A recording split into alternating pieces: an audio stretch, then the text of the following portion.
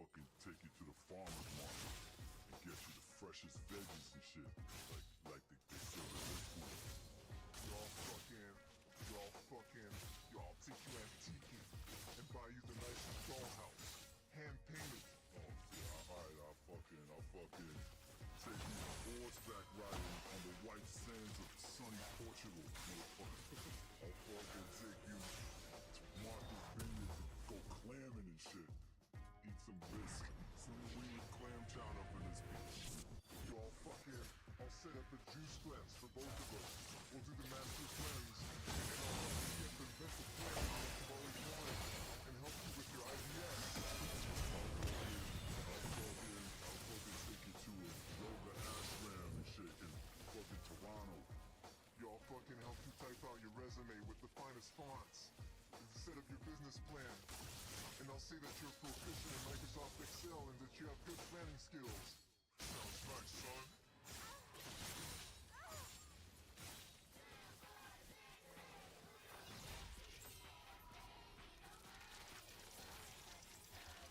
Baby, no money, got money on paradise. High school crazy, room, you can have 3 bathhouses, giving me triceratops. 3 short kings in the squad like Eric. I'ma take your chick like a thief in the night. You off, I'm on, it's a circle of life. From the top of my shit, yeah, I'm crossing the line. Yeah, I'm BBNO, one of a kind.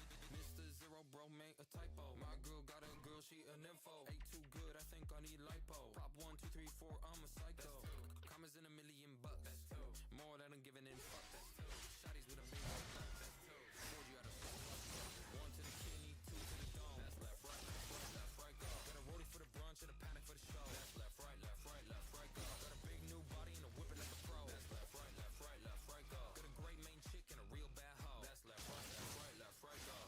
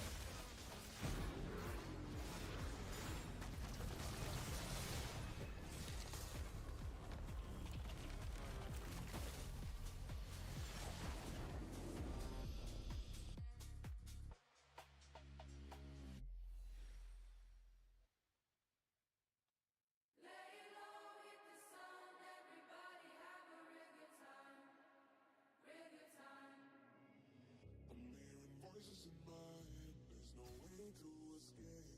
Da da da da, they got me. Anytime, anywhere, my mind in the air. Da da da da, surround me. They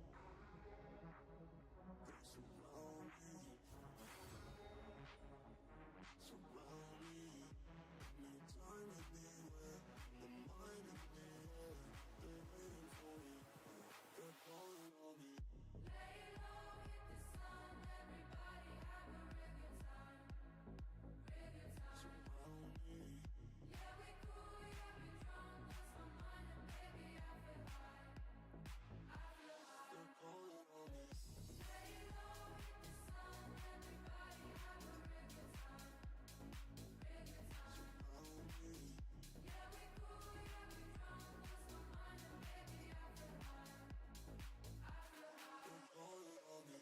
I'm hearing voices in my head. There's no way to escape. Da da da da. They got me. Anytime, anywhere.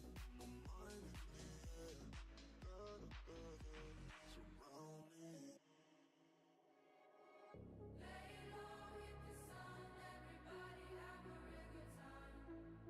Real good time. Yeah, we cool, yeah, we drunk, lost my mind, and baby, I feel high. I feel high. They surround me. Surround me. Anytime, anywhere. My mind in the air. They're waiting for me. They're calling on me. Lay low, hit the sun, everybody have a real good time. Real good time. Surround me. Yeah, we cool, yeah, we drunk, lost my mind, and baby, I feel high. I feel high. They're calling on me. Lay low, hit the sun, everybody have a real good time. Real good time. Surround me. Yeah, we cool, yeah, we drunk, lost my mind, and baby, I feel high. I feel high. They're calling on me.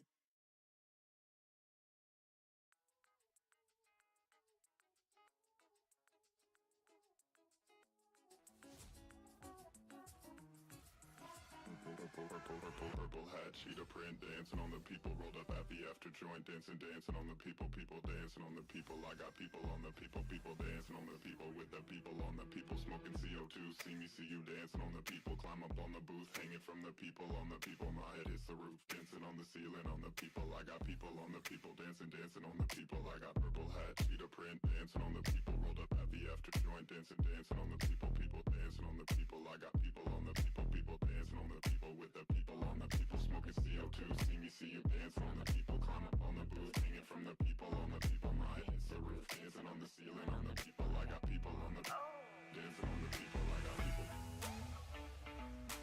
People. People. People. People. Dancing on the people. I got. Everybody in the booth can tell myself apart from you. Now that we're dancing, people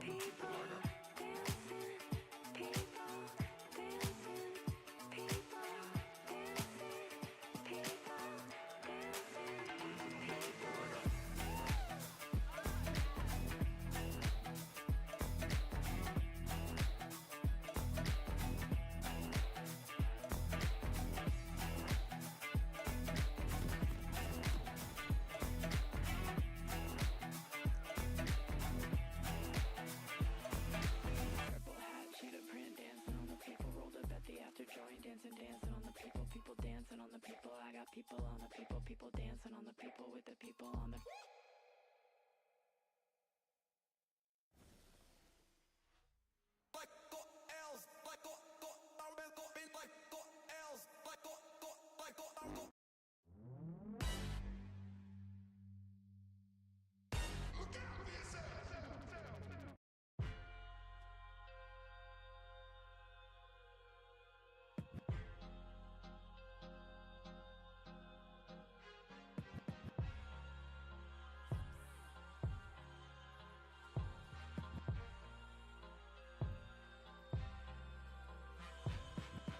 Man, I hate rap, but if the shoe fits, wear it.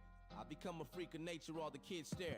Who walk around bumping raw with the shit blaring, saying fuck school and dropping out like a miscarriage. I'm embarrassed, and I'm ashamed I played a part in this devilish game, making your common sense perish. But I ain't taking the full blame, cause most of you chumps running around here ain't never had strict parents. All of your brain cells rotten from weed. You feeling like if you ain't got it, life's not as complete. You having sex with every motherfucking body you see, with a past so dark that Satan to jump out of his seat. But still you out in these streets thinking you hot as can be, without the knowledge to lead, so you just follow the sheep, making sure your lame swag is all polished and clean, while your favorite rappers like, yeah, he got it from me. You been brainwashed by a fake life that you used to live in. When I say the word fun, what do you envision? Probably drinking and smoking out with your crew and chilling with clueless women you trying to bang, bumping New Edition. Is that all you think life really is? Well, if so, then you're a fucking idiot. I honestly feel like grabbing your head and hitting it. Matter of fact, you don't even deserve a brain. Give me it! Do you even have any goals aside from bagging these hoes and packing the ball? Well, let me guess, no. You're only in school because your parents make you go, and all you do is play beer pong and hang out with the bros. Yo, society's got you living for a whack cause. You're a fucking adult with no skills at all. You don't read any books or play ball. You don't draw. You literally do nothing at all. Still you fiend for the glamorous fruits you don't have, cause you idolize rappers that do. And all they say is, I got money in a stack to the roof. And now you think that it's gonna magically just happen to you? How? Your lazy ass don't commit to labor. You pick something up, dry it out, and put it down 2 minutes later. Then you complain about your life cause it ain't getting catered. Now whoever tries to call you on your bullshit's a hater. You wanna succeed, you have to try. Or one day you'll get older and regret it all cause you can't provide. Your friends are lowlifes, don't act surprised. Look, just cut the bad fruit off of the tree. Make the sacrifice. Girls, stop acting like you want a guy with traits like Romeo. Bitch, that's a fucking lie. You always talk about how every man's faking. You can't take it and you want something real. Shut up, tramp, save it. Twice a week you put on your makeup and damn bracelets and head to the club half naked with your ass shaking. Pulling the low-life nigga who claim he cash making till you let him hit, find out he work at the gas station. One of them niggas got you pregnant and you can't raise it, but you caused it. Your actions made a fat statement. You want Romeo to act patient and stop fronting like he in the club, posted in the back waiting. It's the club, where guys put on a new persona after they get loaded with a few Coronas. They always shouting and wild out with habits that very few condone them. Then they look for beautiful brainless bitches like you to bone them. Then when they leave you, you cry and cry, talking about, oh my god, I can't find a guy. I spent so many years and I've tried and tried. Why am I even on earth? I should die. You want Romeo, you're not worthy. You're cock thirsty, you're nasty and probably got herpes. Sometimes the secret to find is to stop searching. Try a new formula cause your last one's not working. The term real niggas publicly used, and I need to know what it means, cause I'm fucking confused. Are you one for always busting your tool with nothing to lose and something to prove? The homies up in your crew? Is it because you selling drugs to get loot and brag about how you done been shot and stabbed like it's fun to be you? But your life's a struggle, right? And you just hustling through. Nah, you hamster ass nigga, you just stuck in the loop. Man, why do black people gotta be the only ones who can't evolve? Cause you in the streets acting like a Neanderthal. It's clear you can't stand the law. You lost as an abandoned dog, and all you interested in is fighting, rapping, and basketball. I can't even fuck with you, cause if we out in public, you gon' get caught stealing some shit and get my ass in trouble too. You'll get old and be nothing. Living life in these streets, thugging and starting shit with anybody mean mugging. Look at you, a real nigga, thinking your life's cool. Girls used to turn me down for guys who were like you, till you grab their heart and shove a spearhead right through. Then they regret it because it wasn't the right move. Your real nigga talk seems bogus. A real nigga don't brag about being real as long as he knows it, and his future doesn't seem hopeless. A real nigga stays out of jail, handle shit and he keeps focused. To all you rappers whose soul is out in the wrong, you inspire the issue I wrote about in this song. You go to pile on the young who roam around in the slums. See, this is what happens when rap's overcrowded with bums. Hope the hour is long when I'm rolling out with your tongue. The man above is my guide, you know the power is strong. All you minutes and freaks are only in it for cheese, and the mass control limit was breached. Fuck hip-hop. They only in it for cheese, and any eyewitness can see they purposely making the innocent weak. My existence on this planet's for you. I ain't only here to benefit me. Yo, we need to make a change while there's still time. It is hard, but sometimes I struggle trying to reveal mine. I can guide you if you feel blind. I just need you to be willing to journey into my ill mind.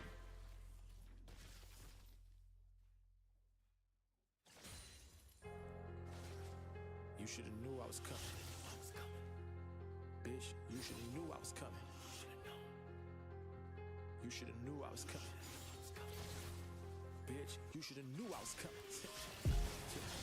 Bitch, you should've knew I was coming. Came up from nothing, cleaning up toilets and cans. My nigga was fucking disgusting. Thinking you bluffing, thinking you rapping with niggas like us is not in the discussion. Fucking destruction, way that I hop on a beat and destroy you without interruption. Bitch, you should've knew I was coming. Came up from nothing, cleaning up toilets and living in mansions and fucking the budgets. All the corruption, cloud in my brain, I've been feeling like I was just trapped in a dungeon. Fucking combustion, way that I'm growing and killing these rappers, I feel like I'm hunting. Feels like I'm fighting a battle and war with myself, and I'm rapping on beats I don't see no one else. Got the shit out the mud, I don't need no one's help. If you ain't showing love, then you fiending, I feel. Got my soul and my body ain't really for sale. Got a bitch, she a thotty with tits in the tail. Moving they said like Rocky, I'm going retail. Niggas carbon, they copies, they do it for deals. Yeah, niggas didn't know I was coming, now they do. I be doing work, yeah, times two. Nigga, you silly, Caillou. Nigga, you short, haiku. Nigga, we lit, not you. Nigga, we blessed, hot you. Nigga, I'm next. Stacks. You shoulda knew I was coming. Well, hello there. Yup, you shoulda knew I was coming. You shoulda known, damn. Bitch, you shoulda knew I was coming. I was away for a minute, but now that I'm back, you were done. You knew I was coming. Lights out, okay. Look, bitch, you shoulda knew I was coming. You wouldn't want it. I'm sick of your shit, so get used to the plumbing. You just a luncheon. It's nothing for you to get drunk in your liver removed from your stomach. I'm feasting on you like a buffet. I'm Lucifer's cousin that's pulling up in a convertible coupe and I'm stunting. Your carcass is glued to the front end. I'm fucking up cruising the deserts. I leave them with crucial concussions. Who getting punished? Take off your juice and then run it. I'm acting the fool in the public. Check out the drip. I keep the juice in the oven. Life is an everyday struggle, but keep to yourself, homie. You shouldn't button. Who's interrupting? You should've knew I was coming. I'm a gambler like dice rolling. Hit it blindfolded. Been a fool, my mind scolded since middle school had psychosis. If y'all see me outside roaming, then I probably wouldn't leave those blinds open. I'm known to hit like a cyclone to strike hoes at any given time. So see, my soul has been like posed for a price though. It was sold like twice, bro. To be the ill mind maestro. If I died, no telling which side that I might go. I'm nobody's disciple, so black out your windows and stay in the house with the lights low. It's gonna be pleasant when watching you die slow. Haha, bitch. You should've knew I was coming. Yeah, surprise, nigga. You shoulda knew I was coming. You shoulda known, damn. Bitch, you shoulda knew I was coming. I've been away for a minute, but now that I'm back, you were done with. You knew I was coming. Ready?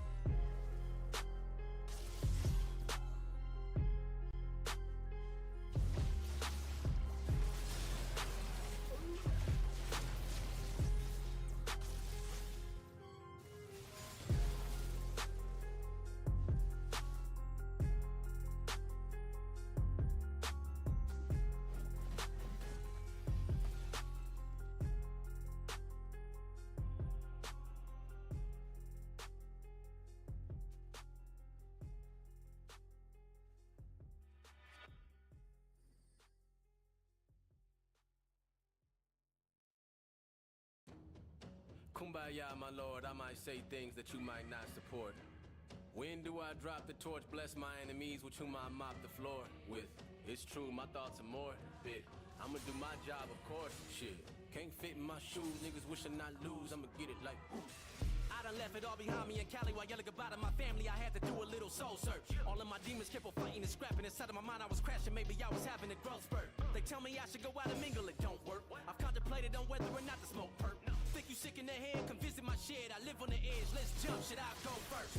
Yikes, quite preposterous. White kids soaking up the hype up off it. Hi, I'm Hops and I'm obnoxious. I've been talking like the guy from Boston. Watch me rise to top 10. You know what I mean, ain't no one like me. I'ma turn all of my haters to some overnight fiends. I done made a lot of money from exposing my grief.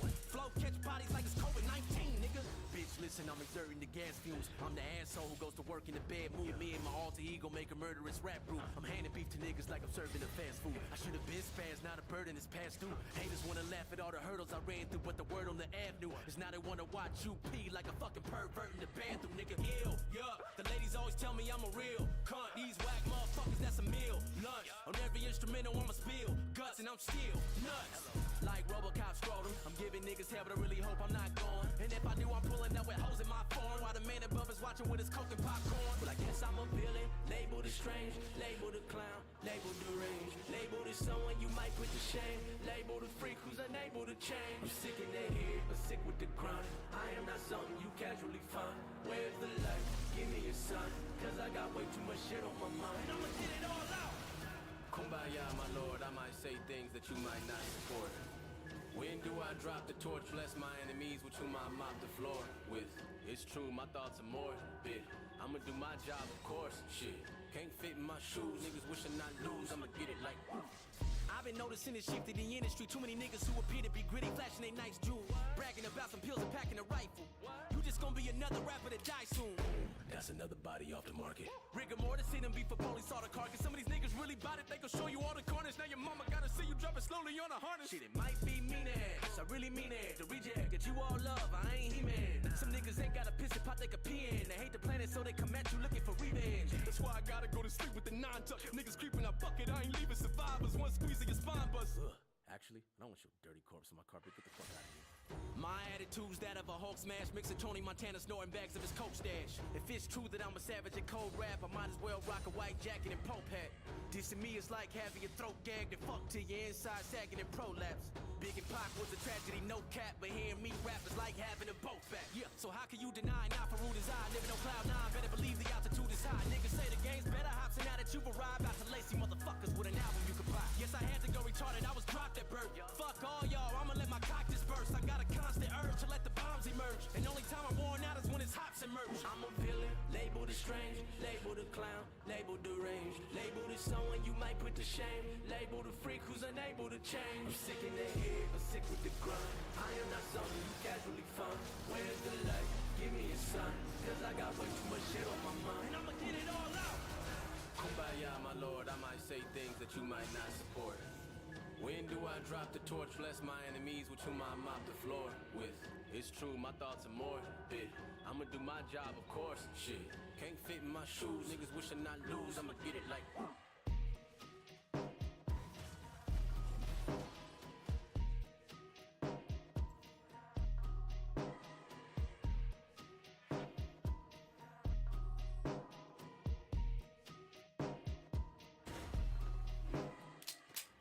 That's another body off the market.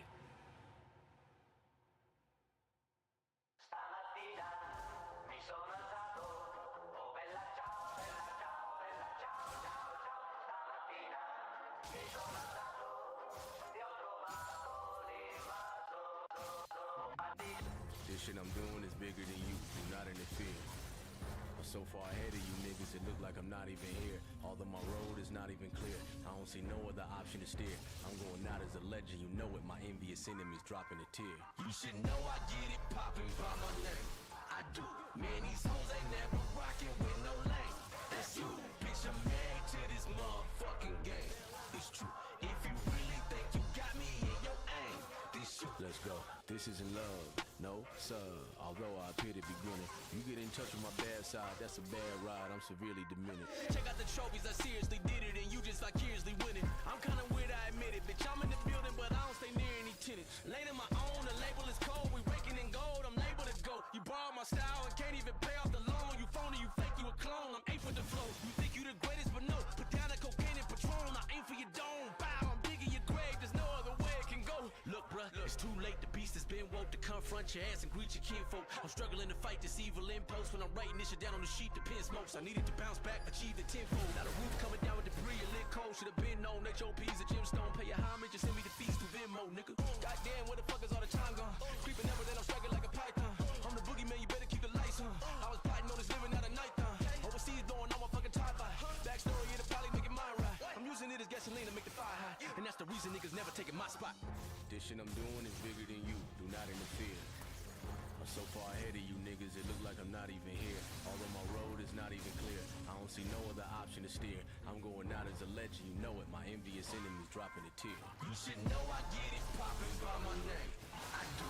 Man, these hoes ain't never rockin' with no lane. That's you, bitch. I'm married to this motherfucking game. It's true. If you really think you got me in your aim, then shoot. Okay, I doubt dabble in sin, revenge. So yes, I do care to get even. Wait, my mental state is about to stay with his legs on a paraplegic. Clearly I'm very mischievous, I got my reasons, no good at burying demons. See my name, you should carefully speak it, or you better prepare for some grieving. That's on my mama, I like irrational drama. I got a passion to slaughter, past the katana. I murder these niggas and wear their skeletons like jackets and armor. Badges of honor, then repeat it after I summons they soul to come back in the conjure. Can you imagine a monster, savage and bonkers, actually ponder? Talk to him. I've been popping in total ghost mode. I ride streams like a solo rowboat. If you think how big I know more dope, bro, then you big capping like Mojo Jojo. No fake views, then my promo's homegrown. This your world, nigga, oh no, no, no. You telling niggas that you so cold and iced out, finna put a fucking flame on your snow cone. How do I do it? It's beyond us. To be on such a level, I believe I'm just the Elon Musk of rap. Yes, indeed, I must be. Read on up, I'm breaking through like Eon Flux. You probably wouldn't agree on much, especially the way that I verbally beat on chumps. And if you ever run into a nigga's hand, he put a state on my name, I'm willing to bet you he woke up. So keep dreaming, cause this shit I'm doing is bigger than you. Do not interfere. I'm so far ahead of you niggas, it look like I'm not even here. Although my road is not even clear, I don't see no other option to steer. I'm going out as a legend, you know it. My envious enemies dropping a tear. You should know I get it poppin' by my name. I do. Man, these hoes ain't never rockin' with no lane. That's you, bitch, I'm married to this motherfucking game. It's true. If you really think you got me in your aim, then shoot. If I don't make it to see tomorrow, oh, Bella Ciao, Bella Ciao, Bella Ciao, Ciao, Ciao. If I don't make it to see tomorrow, put some respect on my name. If I don't make it to see tomorrow, put some respect on my name.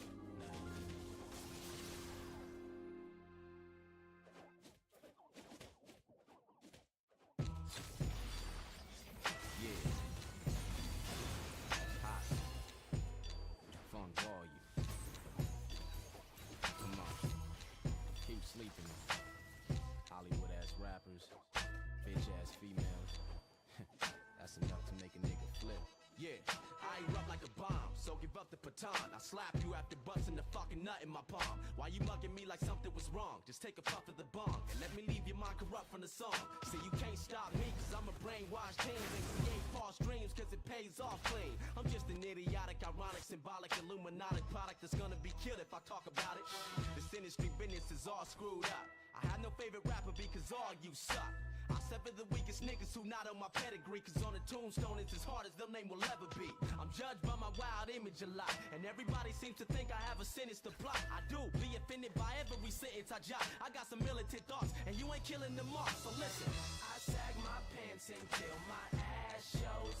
I even slap hoes. Bitch. Yeah, I'm an asshole. Yeah, yeah. And your parents hate me cause I love you.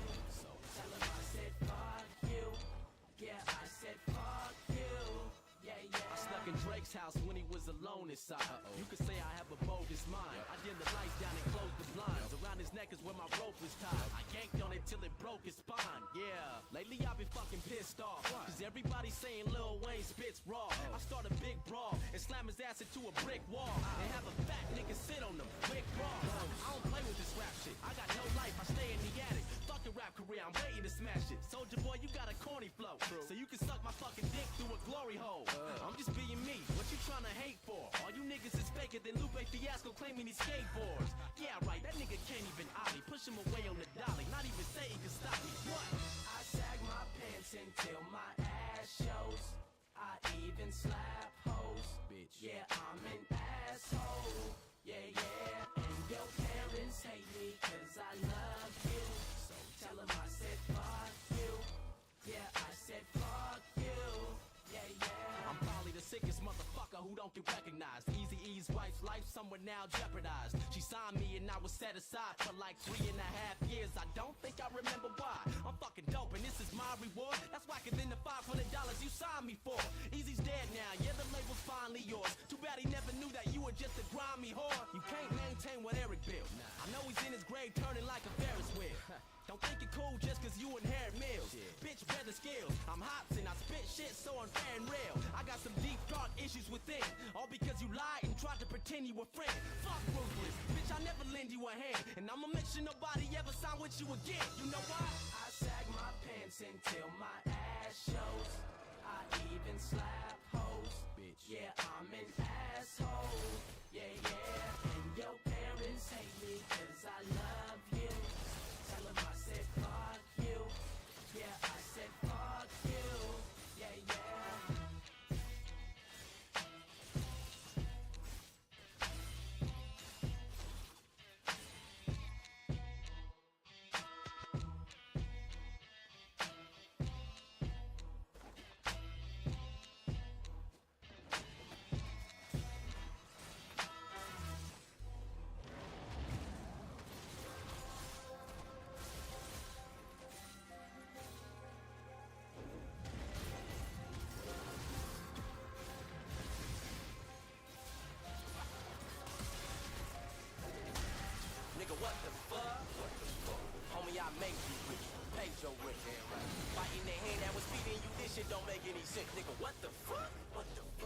this is that real shit. How you gon' forget who built this, huh? I'm the one who made the company all the millions. Now you got problems to deal with. Man, this is tough luck. See, a couple weeks ago we was buzzed, and that crew that was killing shit was us. Till you turned on me, homie, that's fucked up. I ain't keeping this shit on the hush, hush. On my chest, I just carry too much stuff. I done had it, enough is enough, bro. Plus, I needed something to get my buzz up. You done fuck with the wrong dude. Ain't no telling what Hobson is gon' do. Creeping up on you.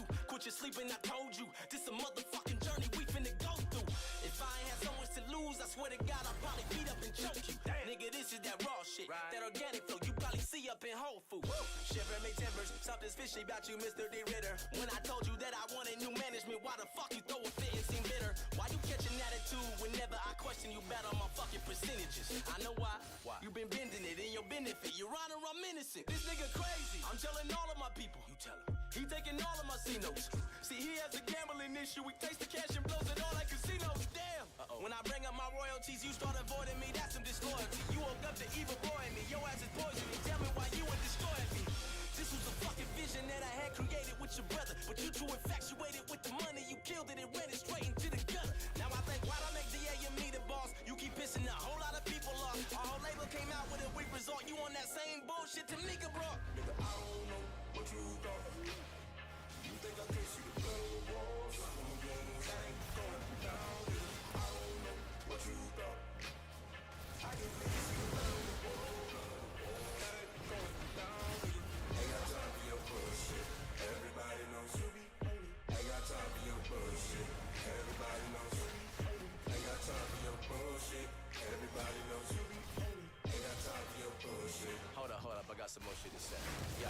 It's supposed to be front volume, isn't it? Thought it was music above all the business, but you just said fuck all you niggas. You tarnished the brand and you started the front volume fitness? Come on, I really think got us portraying something we really ain't. How we supposed to be ill when you on our website with a shake weight trying to be Billy Blanks? Nigga, thanks. Phone, ain't nobody trying to lift weights. We just wanna hit up the studio when it's rap and do shows, but you don't understand the culture of hip hop. You a lame ass nigga, dame half the crew knows. New age Jerry Heller, a scary fella. I hate your fucking name, every letter. I'm very fed up. You acting like an ordinary heifer. I'ma take you to the mortuary dress up. We gave you our trust, then you at us corner. You got us a shitty label deal with Warner. And if I confront you about it, you tell me I need counseling and I got a disorder. You send me on tour and it's horror. Shitty hotels, no sleep, with no food to order. Meet and greets every single day is torture. How you expecting an A1 performer? Every time something's wrong, it's the same thing. What? Blah, blah, blah, blah, you just blame me. Damn. Then you tell Brooklyn and Jamie. Damn. Now they both thinking I'm crazy. Damn. I deal with this on the daily. Damn. My career mentally rapes me. Damn. I won't let this nigga break me. He praying dizzy writers go replace me. Shady. What are your fucking motives, Dame? Let's talk about it. You're our manager, our label owner, our accountant.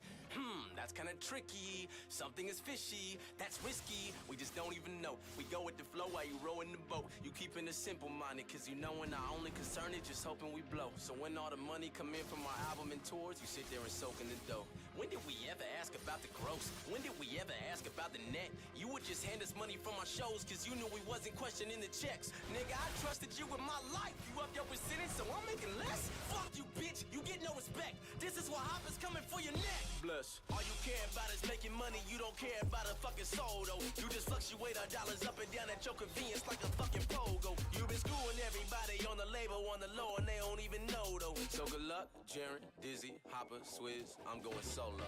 Nigga, I don't know what you thought. You think I can see the blood on the walls? That ain't going down, nigga. I don't know what you thought. I can really see the blood on the walls. That ain't going down, nigga. Ain't got time for your bullshit. Everybody knows you be holy. Ain't got time for your bullshit. Everybody knows you be holy. Ain't got time for your bullshit. Everybody knows you be holy. Ain't got time for your bullshit. Everybody knows you be holy. Change is one of the most difficult things that we face, but change is inevitable. One reason we don't like change is we get comfortable where we are. We get used to our friends, our job, the place we live, and even if it's not perfect, we accept it because it's familiar. And what happens is because we're not willing to change, we get stuck in what God used to do instead of moving forward into what God is about to do. And just because God's blessed you where you are doesn't mean you can just sit back and settle there. You have to stay open to what God is doing now. What worked 5 years ago may not work today. If you're going to be successful, you have to be willing to change. Every blessing is not supposed to be permanent. Every provision is not supposed to last forever. We should constantly evaluate our friendships. Who's speaking into your life? Who are you depending on?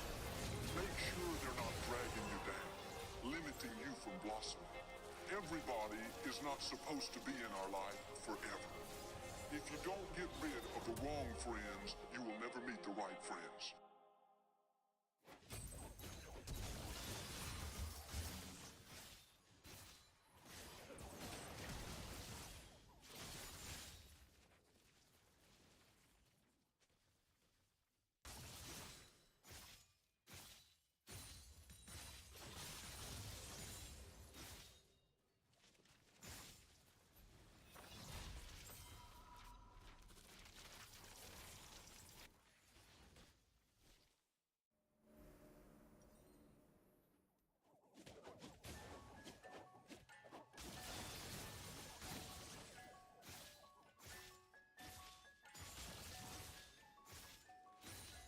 Marcus fucking Hobson, my guy, what up? Don't mean to intervene. How are things going? Talk to me. How you living, G?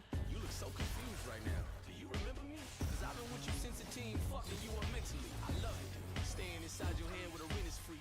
I'm just here to make sure you keep all your crazy tendencies. Look at yourself in disbelief, struggle with your identity. Stuck in depression until you diagnosed with it clinically.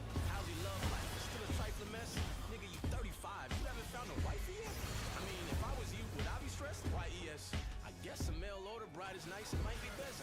So how did you manage to get rich yet be so empty? Constantly stuck in a deep old frenzy. Maybe your ego ain't eco-friendly. Bro, you got a life that we don't envy. And I bet suicide must be so tempting. Do it. Wait, hold up. Damn. Folks wrong with me. I can't leave me alone with me. I'm like, who is this nigga? Why do I feel it? Could be good. Right inside the mirror. Wait, hold up. Shit, it's got control of me. I don't know who I'm supposed to be. I'm like, who is this nigga? Why do I feel it? Couldn't be clearer. Right inside the mirror. So how's the rap life? Do people enjoy your music? Or you still spitting that bullshit to destroy the youth with? Be honest, you live in the shadow with Jordan Lucas. You jealous? I know that you are, my point is proven. What the fuck happened to you? You was spitting so cold. You was the ill minor Hobson on the list with the ghosts. Then you fell off. You should've took a different approach. I hate to say it, but you'll never be like Kendrick or Cole, nigga. It's fucked up. That isn't fair, Marcus. I'm hoping that God will answer your prayers, Marcus. But even if he does, the chances are rare that you'll have hands in the air, headlining Madison Square Garden. Nigga, put the mic down, don't you fight this fight. Cause you the corny rapper only weird white kids like. So every time the blogs post you, the comments gon' roast you. I would rather be dead than be caught living in your shoes. Wait, hold up, I'm tripping. Folks wrong with me, I can't leave me alone with me. I'm like, who is this nigga? Why do I feel it? Couldn't be clearer. The man inside the mirror. Wait, hold up, please stop. It's got control of me. I don't know who I'm supposed to be. I'm like, who is this nigga? Why do I feel it? Couldn't be clearer. The man inside the mirror. Right, I got an idea. I'll tell you how it works. It's gonna sound a little outrageous, but hear me out first. Turn your phone off for 2 weeks and start an outburst of worried family members, which leads to a local town search. But when they find you, you dead inside of your crib with a letter that says goodbye to your kid. But you don't get to see him anyway, cause your ex is wildin' and shit. So when this little head, it's like you already died. It's a trip. While you reside in heaven or hell, whichever side that it is, your baby mom's will regret the shit she never tried to get fixed. If you're alive, chances are she'll never try to repent. I'm just trying to show you ways to exercise your revenge. All you want is love, right? Well, you gon' have to get some balls. Shoot your fucking brains out until they splat against the walls. I mean, it has to hit the blogs, and all your fans will get involved, and you'll be missed, cause people don't know what they have until it's lost. Hug your dad and kiss your mom before this transition is done into the new life. The current one is trash, it isn't fun. Everybody got problems, and we all fighting this big war, but your problems are different. You got nothing to live for. Wait, hold up. Oh no, folks wrong with me. I can't leave me alone with me. I'm like, who is this nigga? Why do I feel it? It couldn't be clearer. The man inside the mirror. Wait, hold up. Please stop. It's got control of me. I don't know who I'm supposed to be. I'm like, who is this nigga? Why do I feel it? It couldn't be clearer. The man inside the mirror. What I'm thinking, what you're thinking is not the important thing. We are alive right now. That is the important thing. It is important that you focus on this fundamental sense of aliveness within you. And then you will see there is a natural distance between you and your thought process. Once you create a little space between you and your mind, between you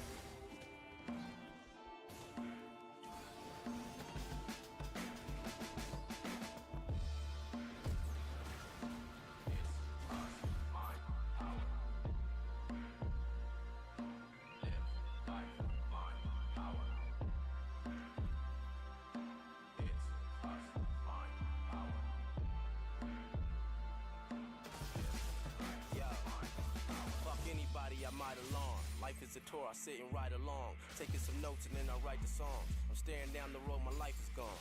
Is this where I belong? Is it wrong to not believe in right and wrong? My mental state is fucking me up, and I cried upon while asking you for some answers, but we don't have that type of bond. Now my desire's gone, and with the way that I've been living lately, if I died right now, you turn the fire on. Sick of this bullshit, niggas call me a sellout, cause I hopped in Christianity so strongly then I fell out. Now I'm avoiding questions like a scared dog with his tail down, feeling so damn humiliated cause they looking at me like I'm hellbound. What story should I tell now? I'll just expose the truth. I'm so close to the fucking edge, I should be close to you, but who the fuck are you? You never show the proof, and I'm only fucking human, yo, what am I supposed to do? There's way too many different religions with vivid descriptions, begging all fucking men and women to listen. I can't even beat my dick without getting convicted. These ain't wicked decisions, I got different intentions. I've been itching to get it, I've been given assistance, but the whole fucking system is twisted. Now I'm dealing with this backlash because Marcus isn't a Christian, and I've been told that my sinful life is an addiction, but I can't buy it. It's just too hard to stand beside it. I need an answer, humans can't provide it. I look at the earth, the sun, and I can tell a genius man designed it. It's truly mind-blowing, I can't deny it. Is heaven real? Is it fake? Is it really how I fantasize it? Where's the Holy Ghost at? How long does it take a man to find it? My mind's a non-stop tape playing and I can't rewind it. You gave me the Bible and expect me not to analyze it? I'm frustrated and you provoked it. I'm not reading that motherfucking book because a human wrote it. I have a fucking brain, you should know it. You gave it to me to think, to avoid every useless moment. It was a mission that I had to abort, cause humans be lying with such an inaccurate source. It's gonna be hard to put me back on the course. Next Jehovah's Witness to come on my porch, I swear I'm slamming the door. A lot of folks believe it though, but I'm not surprised. Humans are fucking dumb, still thinking that Pac's alive. I ain't trying to take your legacy and torture down. I'm just saying, I ain't heard shit from the horse's mouth. Just sheep always telling stories of older guys who were notarized like you when you finally vocalized. Now I'm supposed to bow my head and close my eyes and somehow let the Holy Ghost arise? Sounds like a fucking poltergeist. Show yourself, and the boom is done. Every rumor's gone, I no longer doubt the shit. You're the one. I'll admit that my sinful ways were stupid fun, and all my old habits can hop on top of a roof to plunge.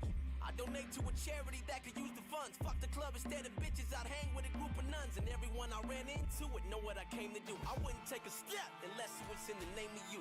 I hate the fact that I have to believe you haven't been chatting with me like you did Adam and Eve. And I ain't seen no fucking talking snake unravel from trees with an apple to eat. That shit never happens to me. I don't know if you do or don't exist. It's driving me crazy, send your condolences. This is me reaching to you, so don't forget. If hell is truly a pit of fire and I get thrown in it, I'ma probably regret the fact that I ever wrote this shit. My gut feeling says it's all fake. I hate to say it, but fuck it, shit, I done lost faith. This isn't a small phase, my perspectives all changed. My thoughts just keep picking shit apart all day. And in my mind, I make perfect sense. If you aren't real, then all my prayers aren't worth a cent. That will mean that I can just make up what my purpose is, and I can sit in church and just say fuck in the services. Man, what if Jesus was a facade? And that would mean the government's God. I feel like they've been brainwashing us with a lot, so much that we don't even notice that we're stuck in the box. Man, everything is what if. Why is it always what if? Planet Earth, what if? The universe, what if? My sacrifice, what if? My afterlife, what if? Every fucking thing that deals with you is fucking suspect. I'm fucking done. I'm fucking done. This is my fucking life and I'm living it. I'm having fun. If you really care for me, prove that I need to live carefully. But I'll be damned if I put my own pleasure aside for an afterlife that isn't even guaranteed. We are you, and you're us. Stop playing games. My life's all I got, and heaven is all in my brain. And when I feel I'm in hell, my ideas are what get me through pain. Do as you please, and I'll just do me. I'm a human, I'll stay in my lane. Ill mind. It's us, mind, power. Live life, mind, power. It's us, mind, power. Live life, mind, power.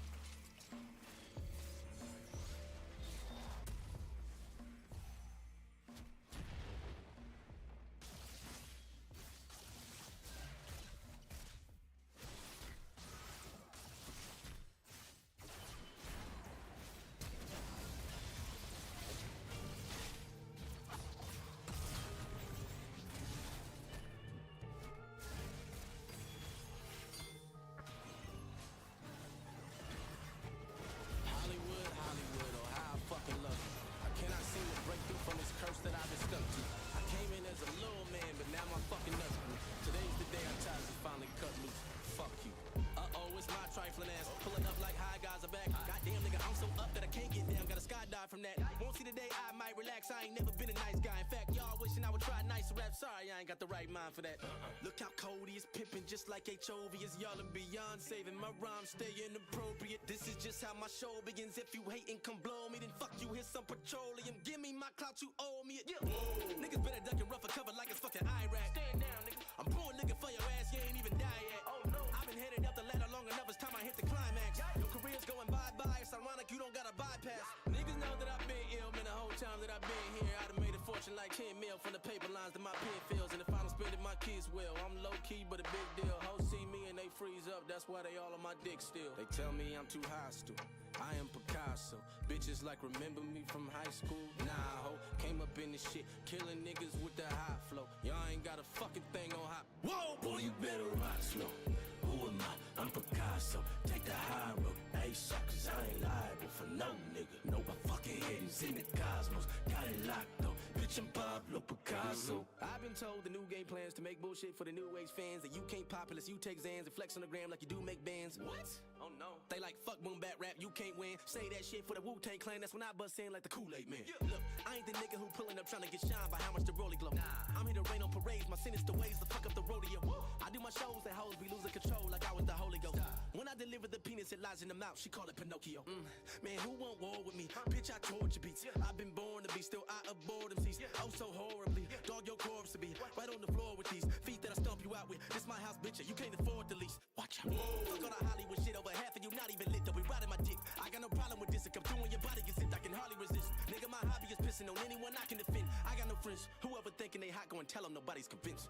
They tell me I'm too hostile, I am Picasso. Bitches like remember me from high school? Nah, ho, came up in this shit, killing niggas with the high flow. Y'all ain't got a fucking thing on hot. Whoa, boy, you better rock slow. Who am I? I'm Picasso. Take the high road. Hey, suckers, I ain't liable for no nigga. No, my fucking head is in the cosmos. Got it locked though. Bitch, I'm Pablo Picasso. Rock slow.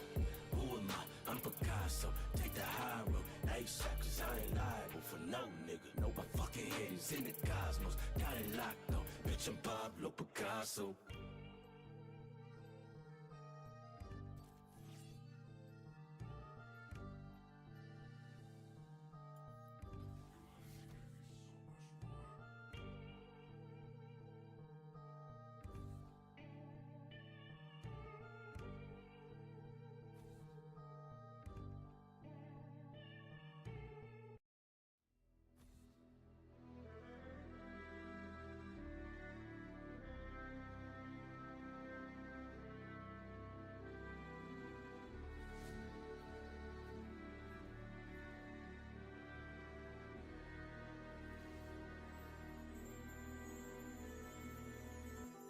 I know this is super random.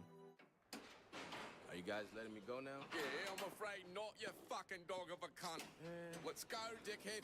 Officer, you said I was only gonna be here for 30 minutes. It's been 5 hours, man. What's going on? Shut your fucking mouth, you fuckwit, before I fucking bash ya. What the fuck are you talking Go about? inside, you fucking wombat. Man, this is stupid. Go on, sit down. God. Now, your missus claims you assaulted her.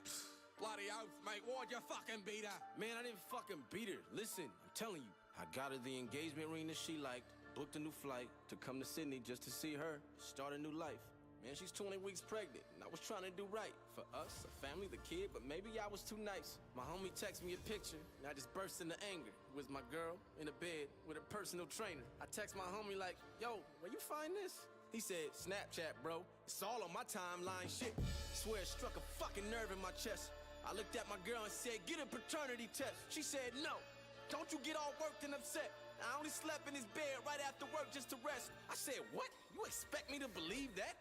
Ha, all right, yeah, I'll relax. Guess it doesn't seem bad. My girlfriend's with a buff nigga getting teabagged. Officer, correct me if I'm wrong, but she needed her head detached. I said, bitch, I can't believe this shit. Does he know you're pregnant? Is that his kid? Look how big my headache is. This whole time y'all having sex and shit. What type of nigga would fuck a pregnant chick?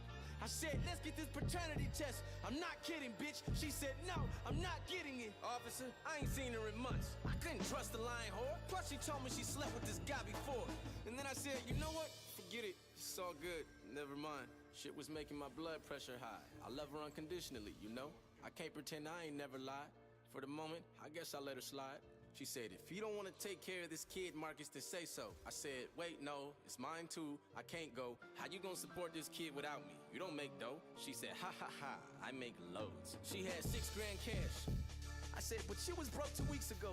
How you making tips that fast? She said, I bartend. I made it all in tips, ha ha. I said, girl, you must take me as a big jackass. I'm like, please. We both know money is hard to come by. Her bullshit might fly over the heads of some guys. Officer, she's always telling dumb lies. I've known her for 6 years, and she hasn't lifted a finger one time. I said, where'd you get the cash from? She said, I bartend, duh, from tips. I'm a waitress. I said, where'd you get the cash from? She started stuttering like, Marcus, waitress. I said, where'd you get the cash from? She said, okay, I tell you, just promise me you won't get mad. I'm like, baby, where'd you get the cash from? She said, I work at a strip club. It's how I made the $6 grand. I said, whoa, no. I fell down in tears. My heart broke. I turned cold. I ain't want the girl that I'm in love with doing whole shit. If she needed cash, I would've loaned it, and she knows it. They won't let me get a refund on this $20,000 ring. Fuck, my head hurts. I need some ibuprofen. Yeah, Mr. Hobson, you need a minute. May I have some water, please? I know, where is it all? I don't mean to cry and get emotional, but all this just bothers me. Yeah, it's alright, you good.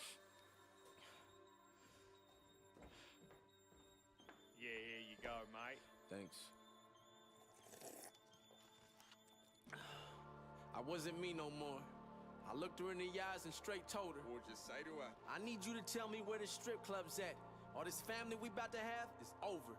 I said, tell me where it's at. She said no. I said, you about to make me mad. She said, so? I said, bitch, you better panic and run. The damage is done. You doing this 4 months away from having my son. Oh! I told her I would always have her back. I forgave her after all the careless acts. I had one question, and she couldn't share the facts. The strip club, how come she couldn't tell me where it's at? Who the fuck she fucking in there? Whose dick she sucking in there? Shaking the fucking butt in the air. It's like we argued for 1,000 fucking hours. I'm annoyed, and I was at the point where something was about to get destroyed. I grabbed her purse, threw that shit across the room. I fucking launched it too. It was filled with makeup kits and all of her jewels. I blacked out. She said, what the fuck is wrong with you? She got up out the bed to get it. I pushed her ass back in it. I said, we still talking, bitch. You and I ain't finished. Now, the strip club, where is it? Bitch, where the fuck is it? I said, you know what? Fuck it. Awesome, fine. In the process of all this drama, I'd lost my mind. I felt lost and blind. The gym trainer, the strip club, the ring, the baby. She really crossed the line. And then I finally came down and all the madness was finished. Then she invited me to dinner with the family in Penrith. I said, I ain't going with you. You can leave now. I need to stay in this hotel room and figure some things out. Officer, I know you ain't gonna sympathize. I don't approve of any man putting hands on his girlfriend or wife, especially when she's pregnant with his kid inside. I honestly feel like I wasn't in the wrong, but still I wasn't in the right. Ask her. She ain't got no bruises on her. I'm human. There's only so much that a dude can conquer. She knew that her actions reflected true dishonor and tried to cover it, saying I'm an abusive monster that's bullshit. And that fast, poof, all of her wrongs are in the past. Cool. She's just the innocent white girl, and I'm the black guy who always gets mad. True. I know y'all about to make it hard for me to get back in Australia, man. This shit is fucking sad, dude. I still don't know if this baby is mine or not, so when he's born, who's gonna be the fucking dad? You?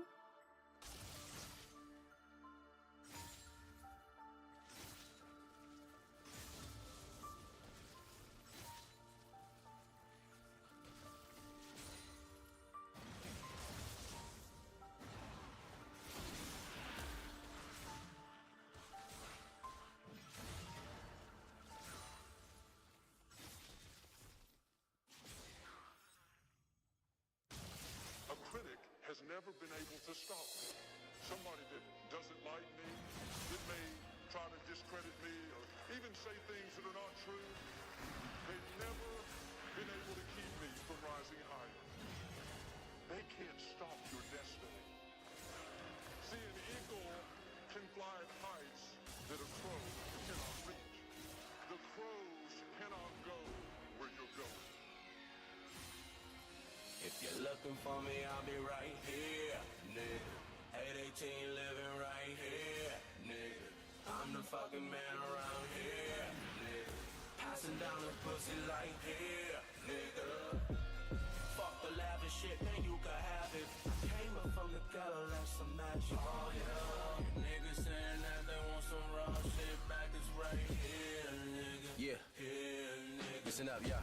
Back in 1999 when I picked up a pen, I swear I used to wish for this. Yeah. And I was so frightened out in all of my music, I never thought you'd be into it. Yeah. Now I feel unstoppable like I'm Bradley Cooper up in that one movie Limitless. Yeah. And I done been around the planet 100 times, nigga, I'm truly infamous. Yeah. All the grinding I put into this, all my fans are feeling intimate. This shit isn't a coincidence. Treated this game like a glory hole, all I did was stick my dick in it. Yeah. I do not believe in discipline, niggas think I be magician. And I never needed nobody's opinion or co-signing, no whatever my decision is. Rap was all I had during the rough conditions. I bought the Chronic, the deluxe edition. I heard Eminem on What's the Difference, I was like, oh snap, what the fuck is this shit? My homie Justin played Crooked Eye when he had made a remix to the song Ignition. I kid you not, it blew my mind, I do not lie. Since then I've been on a mission to be down with rapping till my mind corrodes. I'm dedicated with my life and soul, and I'ma give it my all until I die and I lie below. Please bear me with a microphone, I'll ride alone through the night as I flow my pain. Not a whole world know my name, a whole lot changed. I'm giving everybody more octane, now you can see it from the dough I gained. So listen, if you're looking for me, I'll be right here. 818 living right here. I'm the fucking man around here. Passing down the pussy like here, nigga. Fuck the lavish shit, man, you can have it. I came up from the gutter like some magic. Oh yeah, niggas saying that they want some raw shit back, it's right here, nigga. Here, nigga. The game is a painful journey, thank God I never came in early. Had I blown up at 19 or 20, damn Hollywood would've raped and jerked me. Fame would've went to my brain and hurt me. I had no idea that it may submerge me. One minute you on top, the next minute you might flop, man, every single day I'm learning. I use my ill mind to boost me, still grinding smoothly, feels like a movie. Realize I'm truly blessed in ways you ain't yesterday's too late yesterday. You straight kill time profusely. Go hard, there ain't no excuse. I get a shot, then I'm gon' let loose, but I won't let you try to take advantage of my hard-earned skills, nigga, no can do. Bitches, I am a boss now. The pushover's been tossed out. I delivered the raw style. I moved out of my mom's house. Anybody who never believed has been crossed out. I got this shit on lockdown. You rappers be knowing you'll never get Hop's crown. Even though I come off as a goofy nigga, I assure you I'm one you should not clown.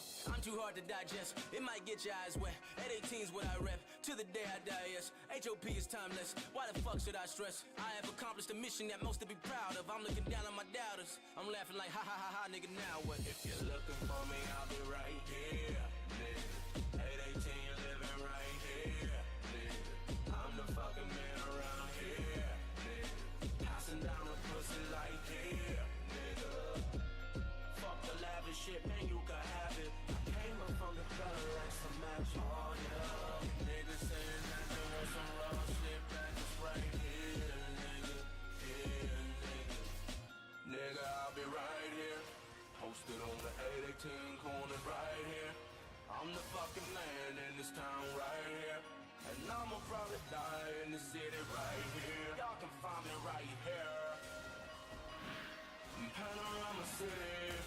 Oh yeah. I hear niggas saying that they want some raw shit back. It's right here, nigga. Here, nigga. Let it bang out. Undercover Prodigy. Forever ill.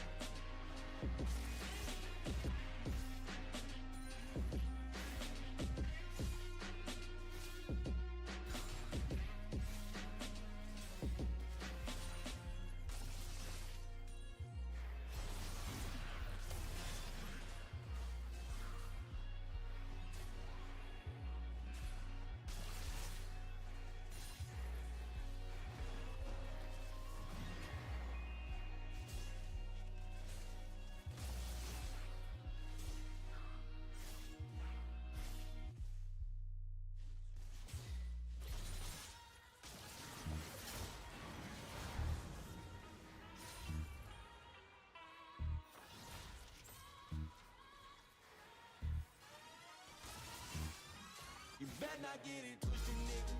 For real, no doubt, no doubt. Thick shit, sick with thick bitch when I roll up. You better not get it twisted, nigga. For real, no doubt, no doubt. Respect my name when it leave your mouth. You better not get it. I see myself as Bruce Banner. Some people say I'm a loose cannon. I only came here to do damage. Not 21, I'm just too savage. Go ahead, get you some new glasses. But I am unseeable, dude, can it? I will applaud you if you manage. I now reside on a new planet. Nigga, my ego is on Eiffel. Piss a nigga off, I ain't really gonna see no high road. Damn hot, why you seem so spiteful? Stepping on niggas like FIFO, FIFO. Get used to my trifling ways when enemies got a price to pay. I don't really fit in with none of you niggas. When I'm near you, I feel like I'm metal in a microwave. I'd much rather be at home all alone by myself. Yup, fuck your support, I can buy myself. Yup, foes be the real reason why I melt. Yup, y'all get around me and I my wealth. Yup, don't need anyone sideline help. No pain in my eyes every time I yell. If I don't relax, then my mind might swell. But I guess that's life, oh well. So here's my hypothesis. What? The old me does not exist. What? Y'all like what happens? I'm not here for peace, I'm not here for love, but y'all want the opposite. So fuck all the compliments. Fuck being positive. I'm in my prime, but I ain't no optimist. No. Shit is about to go down, I can promise it. React. You better not get it twisted, nigga. For real, no doubt, no doubt, no doubt. Big shit sick with thick bitch when I roll up. You better not get it twisted, nigga. For real, no doubt, no doubt, no doubt. Respect my name when it leave your mouth. You better not get it twisted, nigga. For real, no doubt, no doubt, no doubt. Big shit sick with thick bitch when I roll up. You better not get it twisted, nigga. For real, no doubt, no doubt. Respect my name when it leave your mouth. You better not get it. You tryna drive from the backseat? I've been running things like an athlete, yeah. Pedal to the metal, going max speed, yeah. Sipping Red Bull, cause I really had sleep, yeah. Laboratory smelling like a gas leak, oh. Going up in flames when the track beat. I made 100 motherfucking K last week, yeah. Niggas feeling me like Mr. King last beat, yeah. When you mixing a lot of hardcore revenge, a pitchfork and sends the misfortune wins. You could cop you a house up in Porter Ranch and pull up on these hoes in the Porsche Benz. So many fake friends, I'm bored of friends. Life feels just like I'm bored of it. Have I talked to the Lord? I sort of been. I've been battling with life in a tournament. Let me spit the facts, bitch, relax. I lit the match and built the shit from scratch. First empire, I built shit collapse. Had bad splits like my lips were chapped. Back in high school, not many kids could rap, but I engineered the ass just for cash. Niggas couldn't see where my head was at. In my living rooms where I rest the plaque. So here's my conclusion. As I sit in this booth, I'm conditioned to bruise. I'm vicious and gruesome. You're listening to some premeditated murder. Yes, I'm meant to intrude. This panorama city madness up against me. You see Prodigy, the rap attack committee. I be right in front of where the tabernacle sitting. Like you better not get it twisted, nigga. For real, no doubt, no doubt, no doubt. Big shit sick with thick bitch when I roll up. You better not get it twisted, nigga. For real, no doubt, no doubt, no doubt. Respect my name when it leave your mouth. You better not get it twisted, nigga. For real, no doubt, no doubt, no doubt. Big shit sick with thick bitch when I roll up. You better not get it twisted, nigga. For real, no doubt, no doubt. Respect my name when it leave your mouth. You better not get it. Welcome to my euphoria. This is a place where I'm too victorious. This ain't a place where the grass is greener. This is a place full of mad demeanor. Look sideways, cause the bag of beaver. Niggas stay shook like they having seizures. My life's a movie, it's traps and teasers. So recognize the real nigga. You better not get it twisted, nigga. For real, no doubt, no doubt, no doubt. Big shit sick with thick bitch when I roll up. You better not get it twisted, nigga. For real, no doubt, no doubt, no doubt. Respect my name when it leave your mouth. You better not get it twisted, nigga. For real, no doubt, no doubt, no doubt. Big shit sick with thick bitch when I roll up. You better not get it twisted, nigga. For real, no doubt, no doubt. Respect my name when it leave your mouth. You better not get it.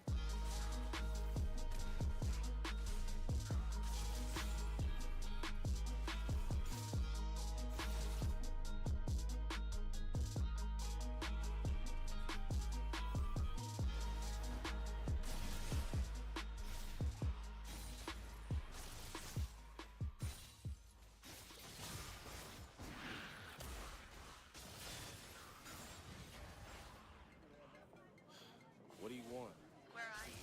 Leaving this damn courthouse, walking back to my hotel. What do you want? Well, you look really cute in your suit. Man, what the fuck you talking about? I look cute in the suit. I'm only wearing this goddamn suit because you put me through all this court bullshit, man. You think this is some type of fucking game? Look, I understood to know that we're going to do this. I thought I was just going to write you up. Write me up? What the fuck is this, middle school? You're a fucking white girl telling the police a black man beat you in a fucking hotel room. You fucking with my life. You know damn well I didn't hurt you. Well, I was scared, and you were holding me hostage, and I thought you were going to kill me and my baby. Kill the baby? Holding you hostage? What the fuck are you talking about? Who do you think I am? You think I'm a terrorist? How did you not think this through? They gonna kick my black ass out of Australia right when you about to have this goddamn baby. How am I supposed to raise this kid with you? Why are you blaming me? My dad's the one that made me go to the police. It's not my fault. It is your fault.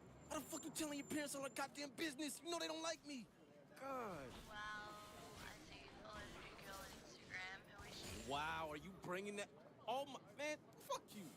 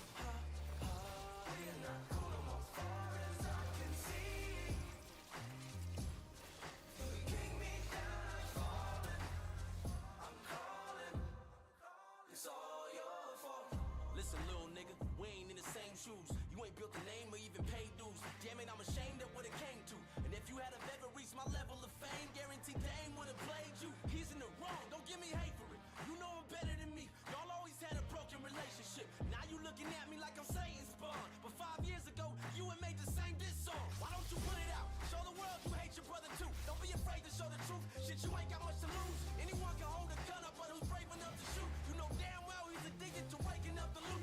If you seen the shit I seen, you would've taken sides with me. But you fucking disappeared and you ain't even ride with me. And now you wanna return when the label hit the bottom. Nigga, fuck you and your phony mental problem. I'm so tired.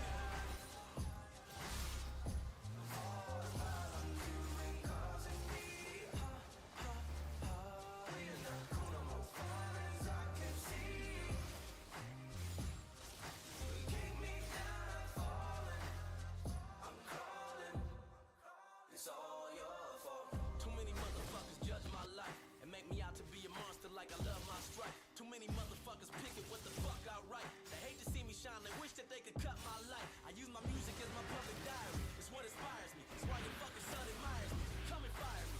Settle with the hell that I was putting, You motherfuckers keep forgetting I'm too good at my job. Y'all should've knew this.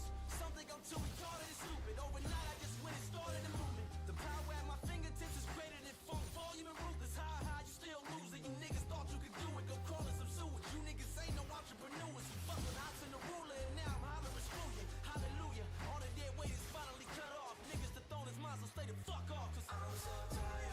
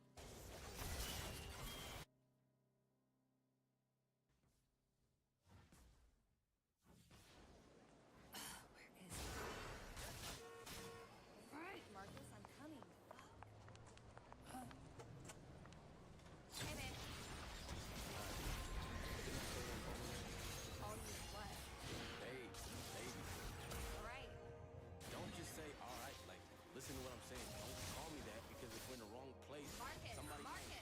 All right. Just go and get this over with. Well, all right.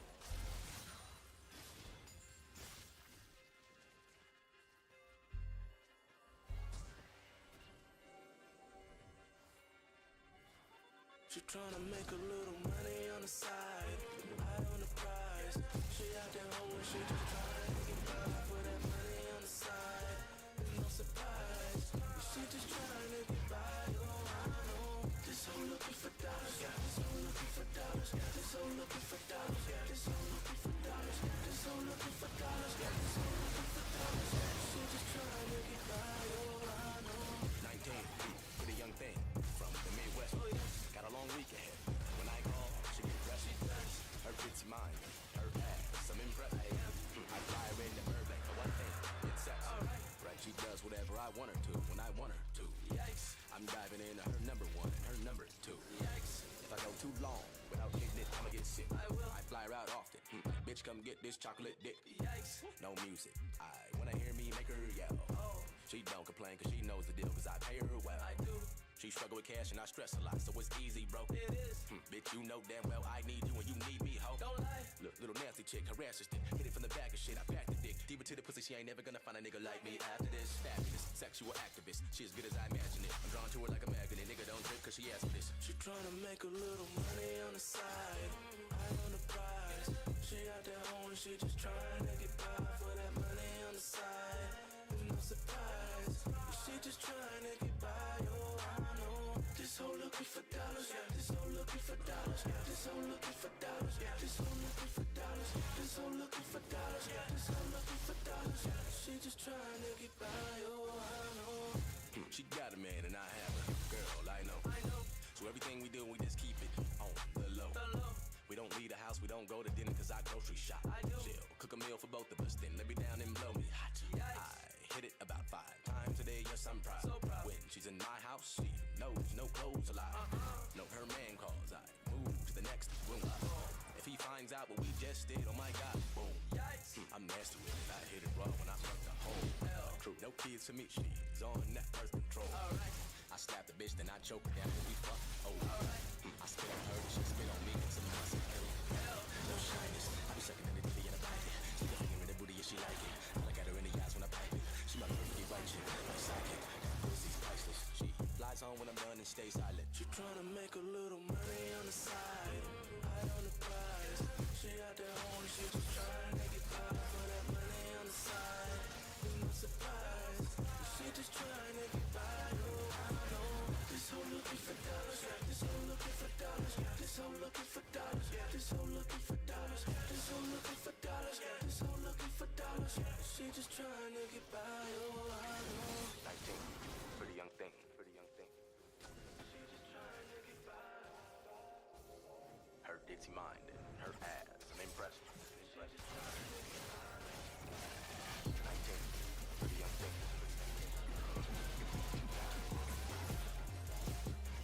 Her ditzy mind, her ass, I'm impressed. 19, pretty young thing.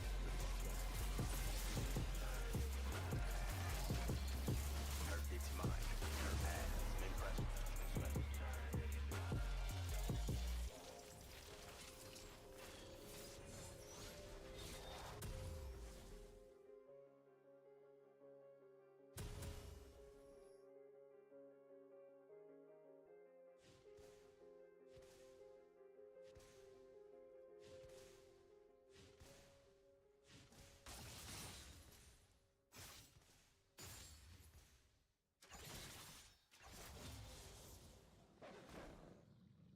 Yikes, I'm in my zone. Get on my level, I'm wildin', I move back. Get off of me, I am a prodigy. I feel like I am a new man. I really don't see any areas in this shit I should improve in. So who tryna wake up the dragon? You? Nah, I wouldn't do that. Okay. Alright. It's about to go down. It's about to go down. Yeah. It's about to go down. It's about to go down, nigga. Yeah. Okay. Prodigy, check me out. Look. Oh, shit. Who's that? I'm the rapping lunatic who coming at you like a locomotive. I've been down, now I'm up. Pop solo, nigga. Damn, it's like my life is like a roller coaster. You flow the coldest, well, I'm flow below it. You know I'm bloated for me. So many niggas, so hold on a moment. Homie, y'all don't need a major label. I'm at home with Twitter fingers whipping up my own promotion. Rap monster, black mamba. You can't run from the wrath I've been asked to cast on you. To all the haters who be keeping up with my every move, here's my penis to latch on. I'm the only MC in this whack genre. Bitch, don't look at me, I'm a spaz on you. Kids, don't get the key to your dad's Honda and turn up. Roll up the street and you pass guns. Are you serious? I came up with a couple new answers. What's that? I'ma need a couple new dance niggas. What? Cause I done made a whole lot of money, but I'm feeling blue still. I ain't talking Zoolander. I was you heffing on the low when my girl found out. She was like, you bastard. It's so obvious you never even laughed at you stupid ugly motherfucker. Fuck you and her. Things are web and I'm caught between it. Walking, breathing, cool thing, it's all convenient. Hoes begging me to sign all across the cleavage. Nigga, you should hear the tone that they talk to me with. I'll be stupid if I don't feel them all with semen. True. I don't know where to go with these stalking demons. True. I've been on the phone trying to talk to Jesus. True. I'm on a roll, man, can y'all believe it? Alright. Yeah, I'm in my zone, get on my level, I'm wildin', I move back. Bitch, get off of me, I ain't the prodigy. I feel like I let my nuts hang while I'm holding on both. I've been on one, charged up like protons, I'm so gone. It's going down like those ones. Nigga, collecting more funds like bank robbers who tote guns. It's so fun, look at the hoes come. Nigga, step aside, allow me to prepare for my finale. It's grind time around me, y'all. Damn, Hobson, you tight, no doubt, B. Back at it again with the white Janowski. Look, I ain't innocent, I stay killing shit. Rape sentences, shape witnesses. I'm in the same minutes, vacate the dame premises. My brain's missing, I date women for 8 minutes and play them like Sage Genesis. Straight nigga, shit is too late to take Ritalin. Doctors, they've been itching for days to make sense of it. If I'm around, no such thing as a safe citizen. When I'm on the mic, I deliver like Saint Nicholas. Niggas getting shivers the moment the bass trickling. You can see I'm not in the mood to play gentlemen. Forever ill is something you can't fiddle with. You ain't got the balls to hang, okay, little dick? Niggas unguard, I'm a numbskull. If you don't like me, what the fuck did you come for? If anybody saying I'm not raw, just tell them one thing, I got bars, nigga. Yeah, I'm in my zone, get on my level, I'm wildin', I move back.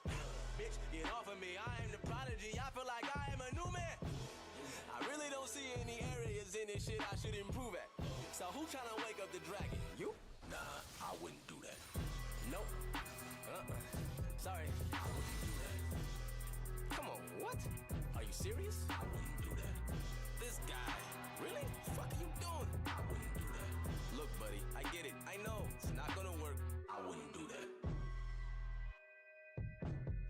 I wouldn't do that. I wouldn't do that. I wouldn't do that. I wouldn't do that.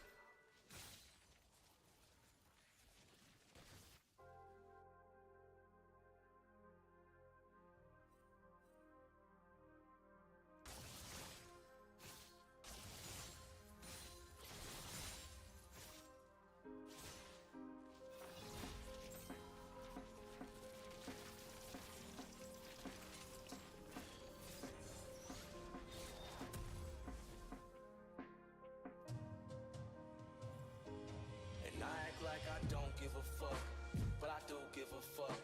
And I'm trapped inside my mind, there ain't no loosening up. Maybe I'm thinking too much. Am I caught in my feelings? Are the odds of me being accepted one in a million? I'm the black sheep, the black sheep. It's like the rain is falling on me, you don't know what I do. And I'm the black sheep, the black sheep. The odds of me being accepted one in a million. I'm the black sheep. Fuck, a nigga just don't fit in. No one close to kin. I write about it so much I done broke my pen. And I'm sick of pretending my life is so deadly and flawless. Stuck on the road to hell fighting demons, but I let them drag me across it. While everybody happily applauds it, tell me what caused it. Was it Monroe High? That's where I went to school at. All the black kids said I was whitewashed, and the white kids said I was too black. When I skateboarded, I got fooled at. At lunchtime, I was who they threw food at. I was trying so hard to cope with it, I really wanted to run up on campus with 2 gats and just let loose. Put some niggas in the ER for trying to treat me like a retard. Where the fuck does my future lie? I can't see far, mama's little sweetheart. He developed an attitude, picked up a mic, that's a hell of an avenue. He gon' take your ass to hell and then back with you. Life is a class, you can tell I've been absent too. My massive dad has got me wrapped around it and it drags me down a bit. I don't know how to cast it out, I try to rap profound so you can laugh about the shit. Truth is, yo, I never laugh. I'm looking for wherever heaven's at. The black sheep, they won't let them pass. They would rather get together, tie him up and then behead his ass. Got me hella sad. Listen. Do you ever feel like the world is never gonna want you? Like the world is never gonna need you? I will do everything and I act like I don't give a fuck, but I do give a fuck. And I'm trapped inside my mind, there ain't no loosening up. Maybe I'm thinking too much. Am I caught in my feelings? Are the odds of me being accepted one in a million? I'm the black sheep, the black sheep, the black sheep.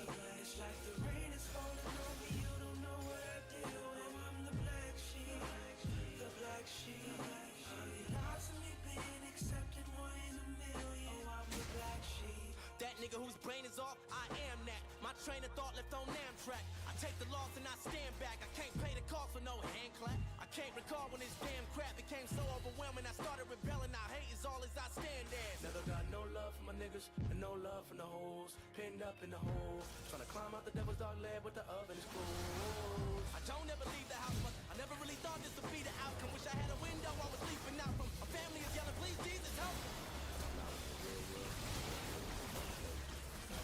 But if this whole time I felt wish you and nobody told me. You see this cold heart, this is cold skin in my below part, and I don't see. I'm so disconnected with the earth, my hands are out so far, but they won't reach. Should I get in the car? Not many niggas would wanna kick it with me unless they were gonna benefit off it. Motherfuckers never interested in knowing me. They just be itching for hops, and I be frontin' if I act like it isn't a problem. I done shed tears contemplating my suicide in my room, isn't it awesome? Fuck no. Do you ever feel like the world is never gonna want you? Like the world is never gonna need you? I will do everything you think I will. And I act like I don't give a fuck, but I do give a fuck. And I'm trapped inside my mind, there ain't no loosening up. Maybe I'm thinking too much. Am I caught in my feelings? Are the odds of me being accepted one in a million? I'm the black sheep, the black sheep. It's like the rain is falling on me, you don't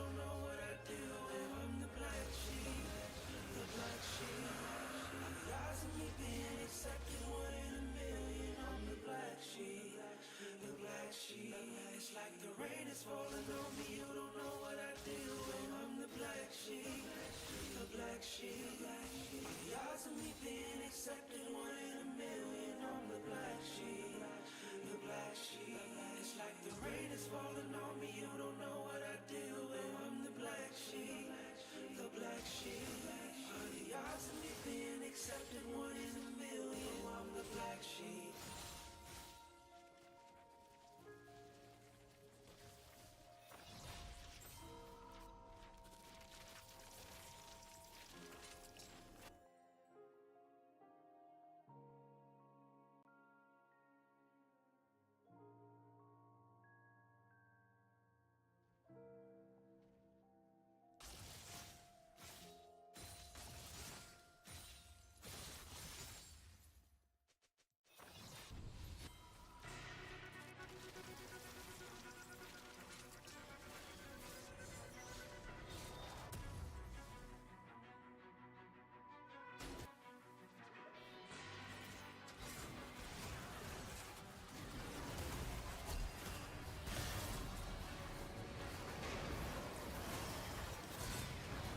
Must be on something.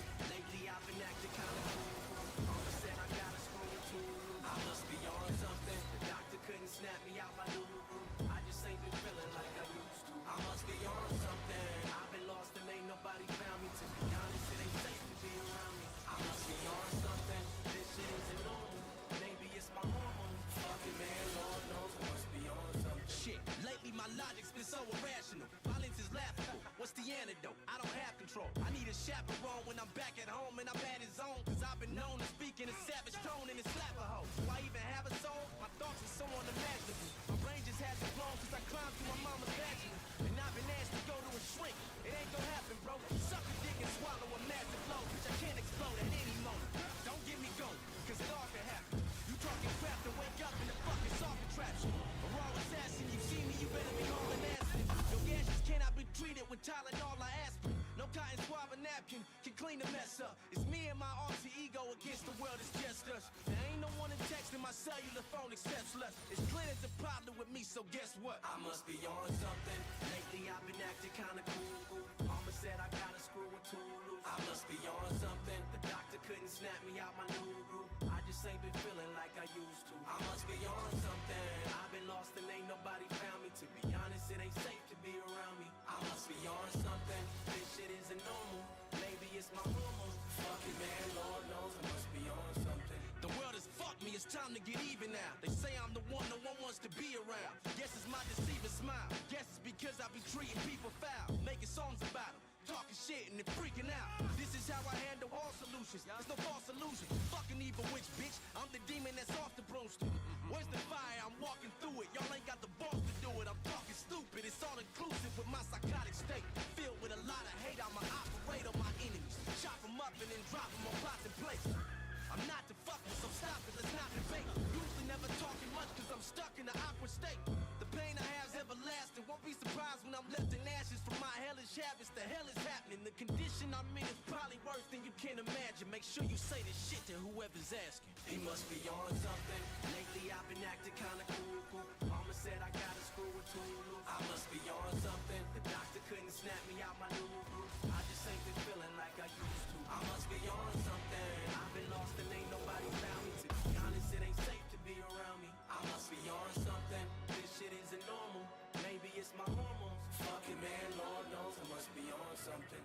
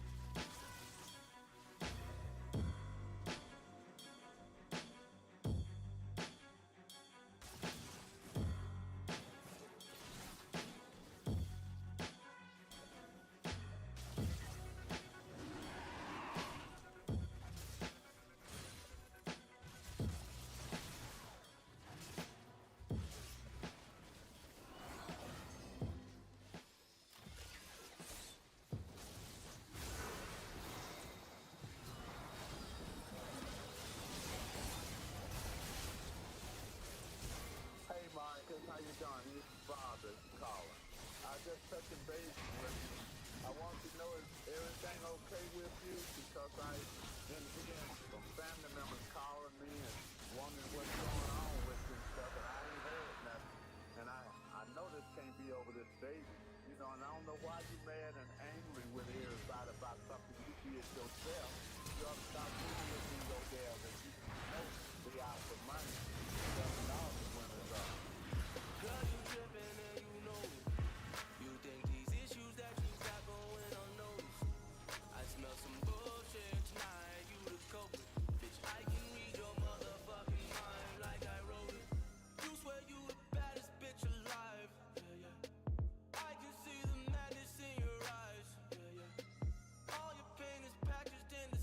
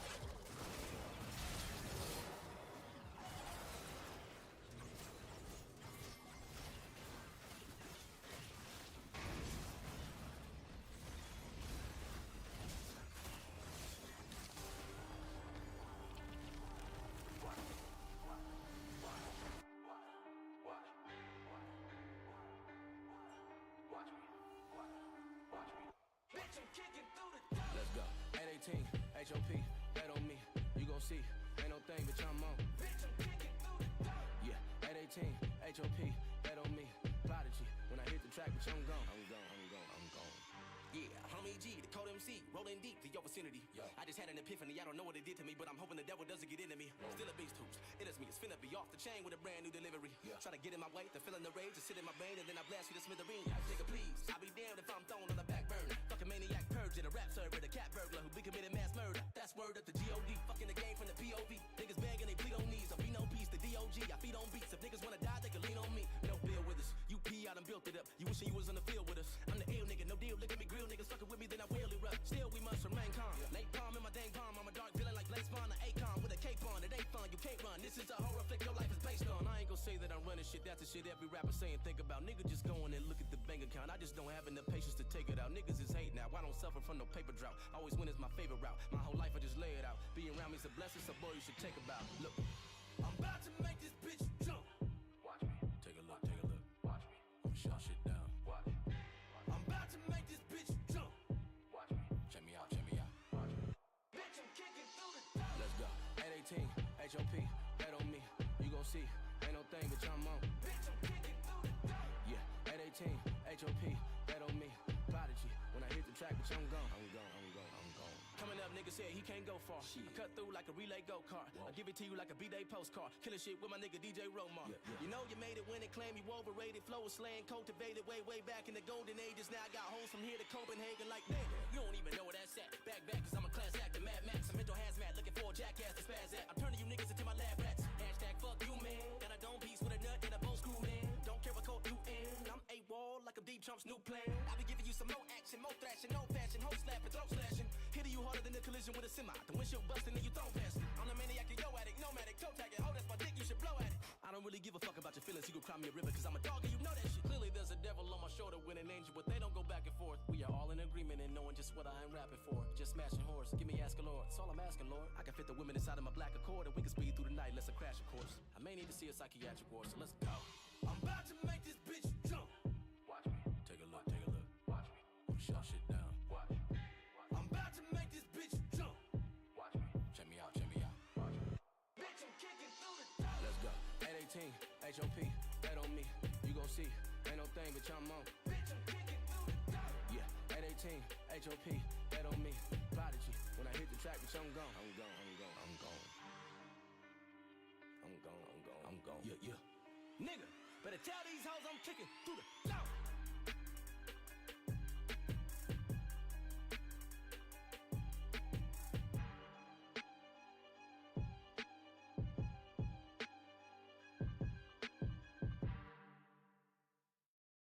Hello, how you doing? I can give you good massage.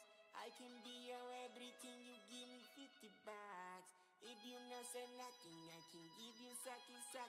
If you give me more money, I give you the something lucky. Hello, how you doing? I can give you good massage. I can be your everything, you give me 50 bucks. If you no say nothing, I can give you saki. If you give me more money, I give you the something lucky. Yup, just a normal day on my favorite website, Backpage.com. I was scrolling through hoes, looking for a bitch to fuck. I'm like, that babe, I was just about to call her, then I saw an ad pop up. I'm like, wait, oh my god. You see, I had a really long day and I just could not turn down an Asian massage. So I called him up and I said, hello, when is your next slot available? She said, you can come right now. Fuck yeah. Hurry up because I wait for you. I pulled up and I sat in the waiting room. Is this shit all is set up? Is debatable. If I get confronted by the police, I just want a massage. I am not here to break the rules. Then an Asian lady had appeared and told me to come over here to the counter. Then she asked me if I wanted to get a session for 30 minutes or an hour. I said, I'll take 30. Nah, matter of fact, I'll do an hour. Fuck it. Cause I know whatever's about to go on behind those doors, I'm about to love it. She said, usually $50, but for you, I do 45. I said, thank you and gave her the money. Then she said, okay, let's go inside. I'm like, fuck yeah. It's about to go down right now. So good what I found right now. I'm about to let it all out right now. Yeah. Hello, how you doing? I can give you good massage. I can be your everything, you give me 50 bucks. If you no say nothing, I can give you saki. If you give me more money, I give you the something lucky. Hello, how you doing? I can give you good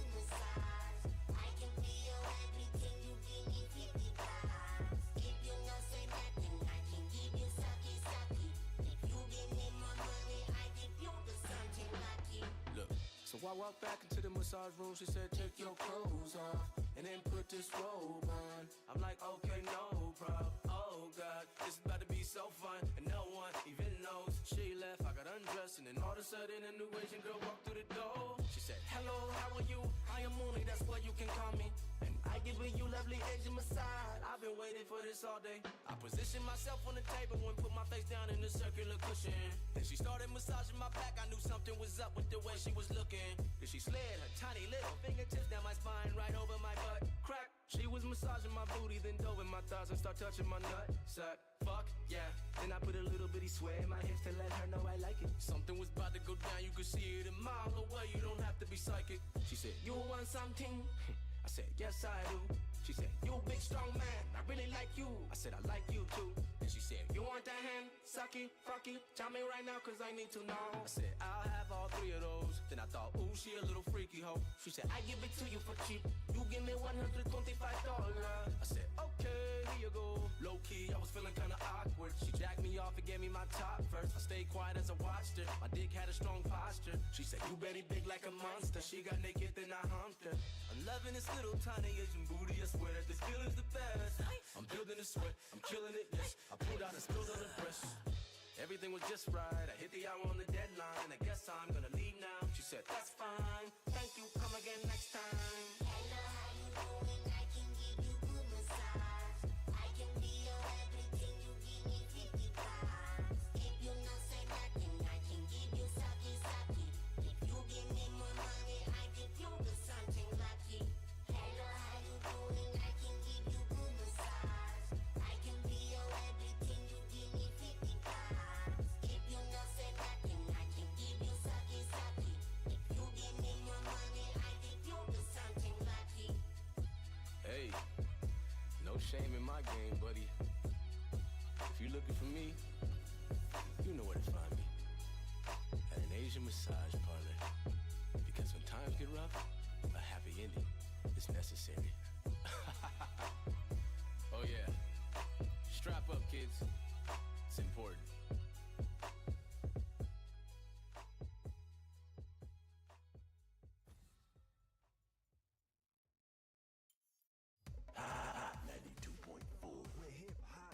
Ladies and gentlemen, we at Hot 92.4. We got a very special guest in the building. Yo, make some noise.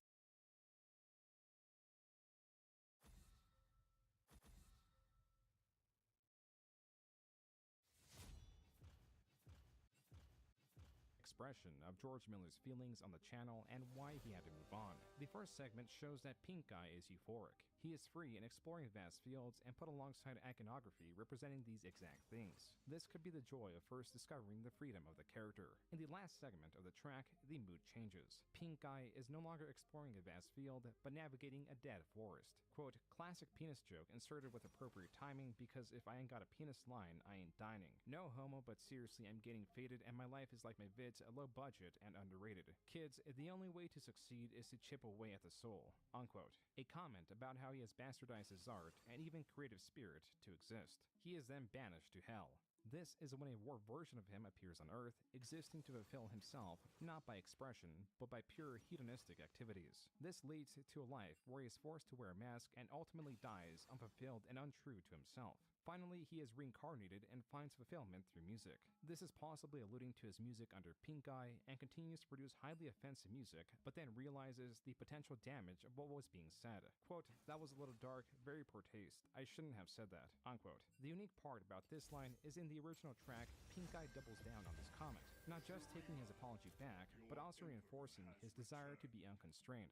This is why this more artistic rendition that lacked the double down could be more accurate to the feelings of George Miller. The closing track is the shortest. It is the first time in the music video that Pink Guy is producing a video where he plays with wontons and makes safe, therefore uninspired videos. The commentary here is the lack of it.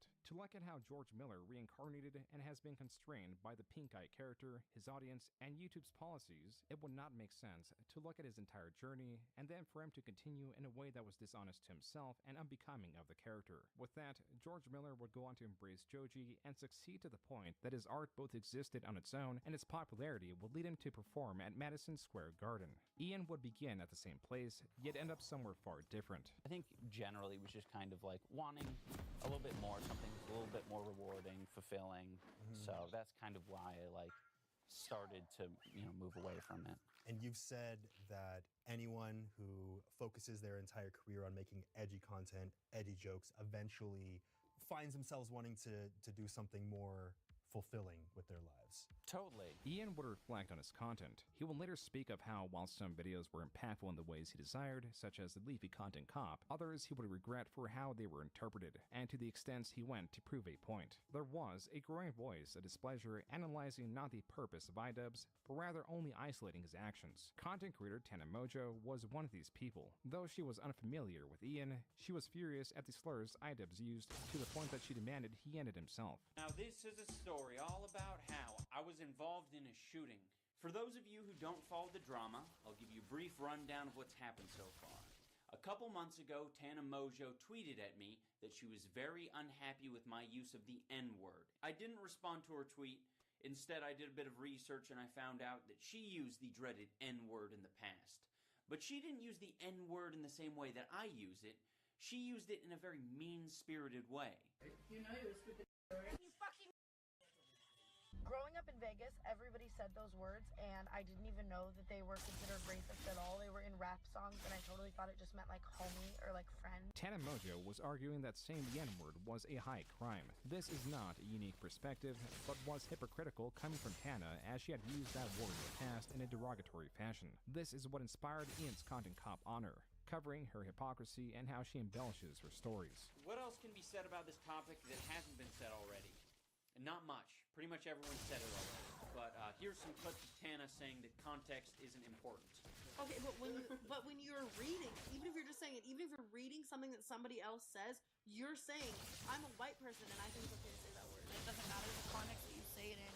It's still racist. It doesn't matter the context you say it in, it's still racist. Listen up, teachers of America. If you've ever read aloud Huckleberry Finn to your students, you've engaged in an act of racism. Supporters call themselves N-words. Like, that's what they call each other. Whoa, Tana, you're gonna drop the F-bomb like that? And how Content Cop Leafy was a message about treating others how you would like to be treated, Content Cop Tana was an argument that the N-word holds power because it is taboo. People didn't get their fucking heads ran over in World War II. They weren't thrown into internment camps. But yeah, but you can't say that one because it's got sort of it's guttural. Either all of them are okay or none of them are okay. I think that was my it was like a combination of a lot of things in that video that I think led to me regretting it and being like, oh, this is like too much. Like I went way too I think the most hard thing about that video is it's either all okay or none of it's okay. It was one of these statements that was like, I wanted something that sounded strong punchy. And punchy, and that's exactly what, I thought worked. It's funny, like the amount of people who I've talked to now that were like, oh yeah, when you said that, like, I did interpret it as like, yeah, none of it's okay. That's how I was like, yeah, I agree. Yeah. Ian would later regret having such a strong statement in his video. But just like the Leafy one, the message was also to be consistent. But the jester must dance. And dance he did. It's incredible how much more intelligent you would have looked if during the event where I came and said, if you just said, wow, you're a very uncomfortable person, and you're not very funny. What a pathetic joke. You would have just destroyed me. But you couldn't do that, because you're the most predictable human being on the planet.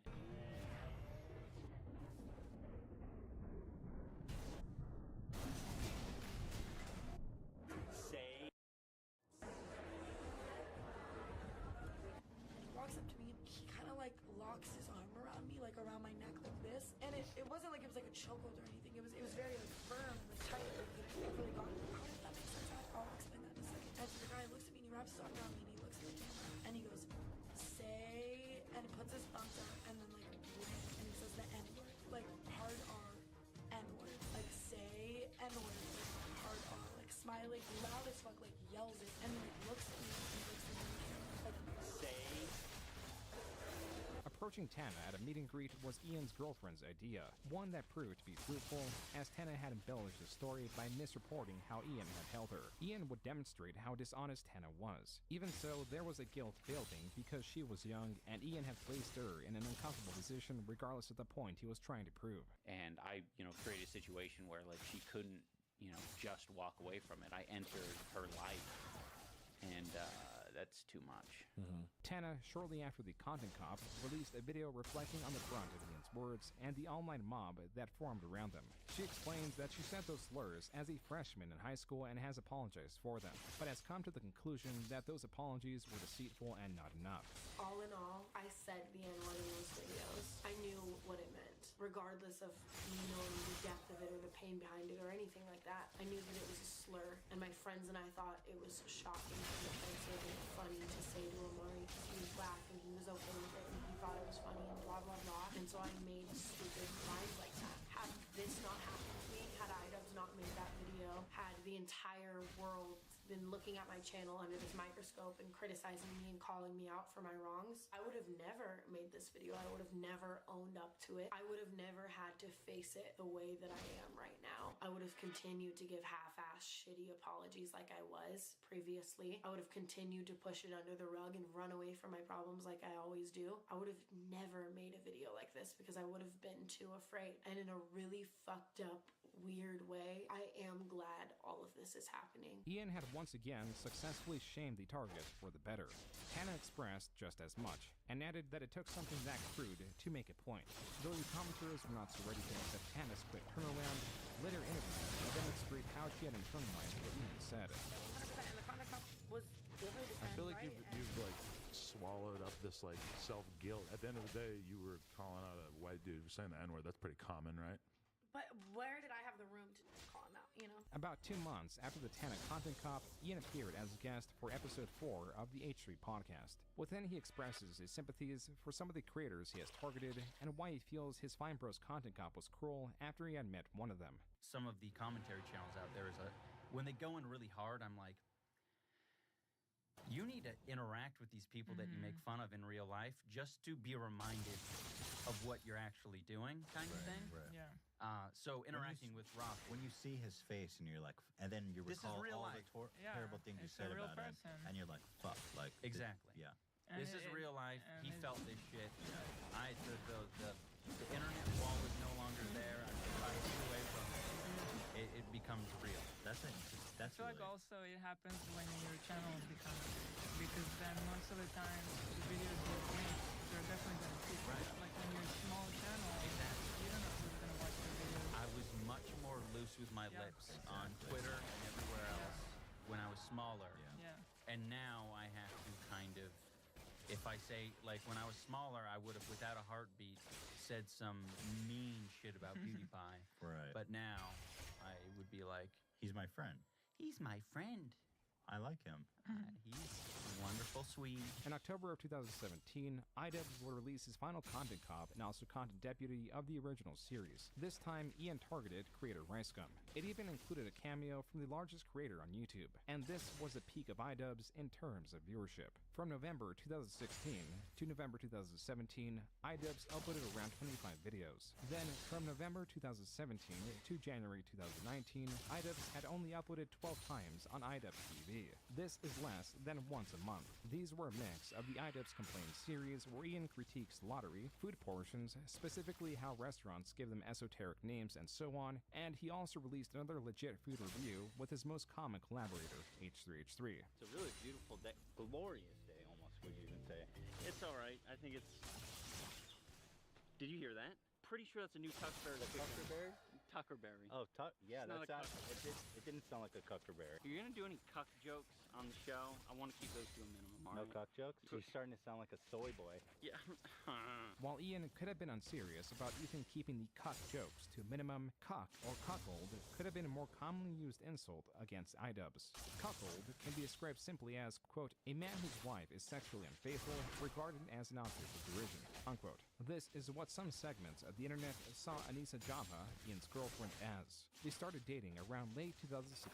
Anissa, as a not-so-popular Twitch streamer, would get a boost of attention from Ian's audience. I found a lot of purpose in love in streaming. That was my passion. But when we learned that that wasn't something that was viable, there was just so much hate. Yeah. I would get people either coming and asking about you constantly, or like hate towards me, or hate towards you, or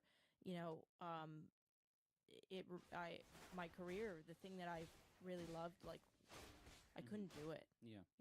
I just couldn't do it. Even though Nisa had her reservations, she would continue to stream and exist as a public figure. The most popular videos on her in the late 2010s would not mention her by name, only as iDubbbz's girlfriend. The best example of this is by creator Brittany Venti's takedown of Anissa, where Venti drives the narrative that Anissa started dating Ian while she was dating someone else. I met somebody whilst I was in an on and off relationship that was shit, but wasn't very public about the shittiness of it. But I never cheated on anybody. It's almost like, I don't know what it is, why people feel the need to cheat. There is never a valid excuse for cheating. Never, ever, ever does somebody have a valid excuse for cheating. But I guess somebody can have a valid excuse for trading up like she did. I mean, after all, she did the right thing. She did nothing wrong, because it only took her a few hours of talking to iDubbbz platonically to realize that she needed to break up with her current boyfriend for him. Feel like that's okay. I'm not gonna lie. My significant other that I'm with now, when I met him, I was dating somebody else. Anissa could be seen possibly flirting with other content creators in 2017, particularly with Chris Reagan. It did not help that she was outspoken against, at the time, popular creators. Our first story is coming from Anissa, also known as iDubbbz's girlfriend. Anissa was streaming on Twitch, and somebody in the chat asked her what she thought about Ice Poseidon, the in-real-life streamer here on YouTube. He was on Twitch, but then he got banned, and this is what she said. Roll it. Ice Poseidon is successful not because he's intelligent or hardworking. Ice Poseidon is successful because he figured out that he could exploit his douchebaggery and overall laziness. I'm not a fan of him. I do not enjoy his YouTube videos. I don't enjoy his live streams. I cringe at when he said to that woman that he's famous. I don't enjoy him. I don't like him. She also commented on Pyrocynical's commentary on female streamers. Section. I mean, you can just see look how small this community is today. Jesus. And I know that mentality that's been presented before, don't like it, don't watch it. The problem is, you're bringing a lot of kids onto the side. Why do people always make that argument? Like, there's no way when she's playing the actual game that it's that size. Like, what the hell is that? I can already see the headline now. I got girlfriend that you think about Pyrocynical and extreme. Anissa in the space was a PR nightmare, where Ian takes a colder, logical approach, yet is not at all devoid of empathy as he considers how his videos will affect his targets. Anissa takes a non-filtered, emotional approach, as was made clear in this debate against creators using games. Hey everyone, so the other day I debated Anissa Joma or Yoma. I don't know how to pronounce her last name, but some of you may know her as iDubbbz's girlfriend. And the debate proposition was that vegan diets are superior in terms of health compared to omnivorous diets. The theme of this whole discussion is that, like, confidence comes off as correctness, but I don't think that that's... Okay, well, I'm confident because I talk about this, like, literally every day. It's my job. Yeah, I mean, but I'm just saying, I just think that's the theme of what... Okay, well, look... Valid arguments, I think that maybe I just don't have the I mean, which is whatever. It's fine. Well, but like, it's fine. I don't think you're really prepared to have a debate with this against me. Like, really, someone like Lane Norton. It's a condescending, like, terrible thing to say. Like, no, it's not. Like, look, I'm not expecting to come across to be experts in nutrition or know as much as me. Do you ever listen to your stuff and just go like, man, I was a little fucking hard there? Do you ever do that? No. Like, look, I'm a very direct, confrontational person, so... Yeah, I know. I'm just There's nothing. Look, like I don't think you're less of a person or stupid or something for. I don't think that you I'm think not. that. Like, you have a great talent of making people look stupid. If this is your view of winning, which is talking very aggressively for a period of time, very confident, you've won, man. Like, I've made arguments. Despite how the debate went, some allegedly saw Anissa as the victor. So I did watch Anissa's stream on her Twitch channel, and a lot of her followers were in support of her and actually believe that she won the debate, which is a little surprising considering how miserably she lost. In the nature that relationships or friendships or general experiences change someone, Ian was beginning to change himself to better interact with Anissa. I would get triggered by any form of abandonment, basically, and I would go into 5-year-old brain, which for him was horrible, obviously. That was like a really... I was always trying to like logic it out, and I'm like, man, what the hell? She isn't listening to my logic and my reason. I could not get it to work at all. Did finally click when she did explain, like, I was going into 5-year-old mode. I'm like, oh, yeah, like... That's literally what it if was. that's what it is, then what am I doing trying to, like, you know, give you a list of, like, you know, things to... why it's not a problem or whatever. Ian reflected on his content cops and the damage they did to their targets like Tana and Jinx. The fact did not change that Ian was a tool to shame others. And now that he was being shamed for his partner, there was a deeper regret for bringing on shame to others. Like with Joji, Ian was shifting his efforts towards a different endeavor. But unlike Joji, it was not a reinvention, but an extension. He was now uploading more frequently on his second channel, iDubbbz TV 2. Rather than create something culturally impactful or artistically meaningful, Ian was going the route of least damaging, one of passivity. In essence, he was creating a vlogging series that's driving narrative was relocating these scrolls in his backyard. And for the time, viewers were invested. He was getting millions of views in this series, and there did seem to be some ambition when it came to criticizing a specific brand of yogurt. You just watched me eat 3 yogurt cups, and in that time, 12 animals died. They died from this. Not just any yogurt cup, a Yoplait yogurt cup. Yoplait, you know the little red leaves, the red flower petals on the Yoplait logo? Those are actually petals soaked in blood from the animals that recently died because they had their heads trapped inside of a Yoplait yogurt container. And Yoplait, we're saying no way. Hashtag no way, Yoplait.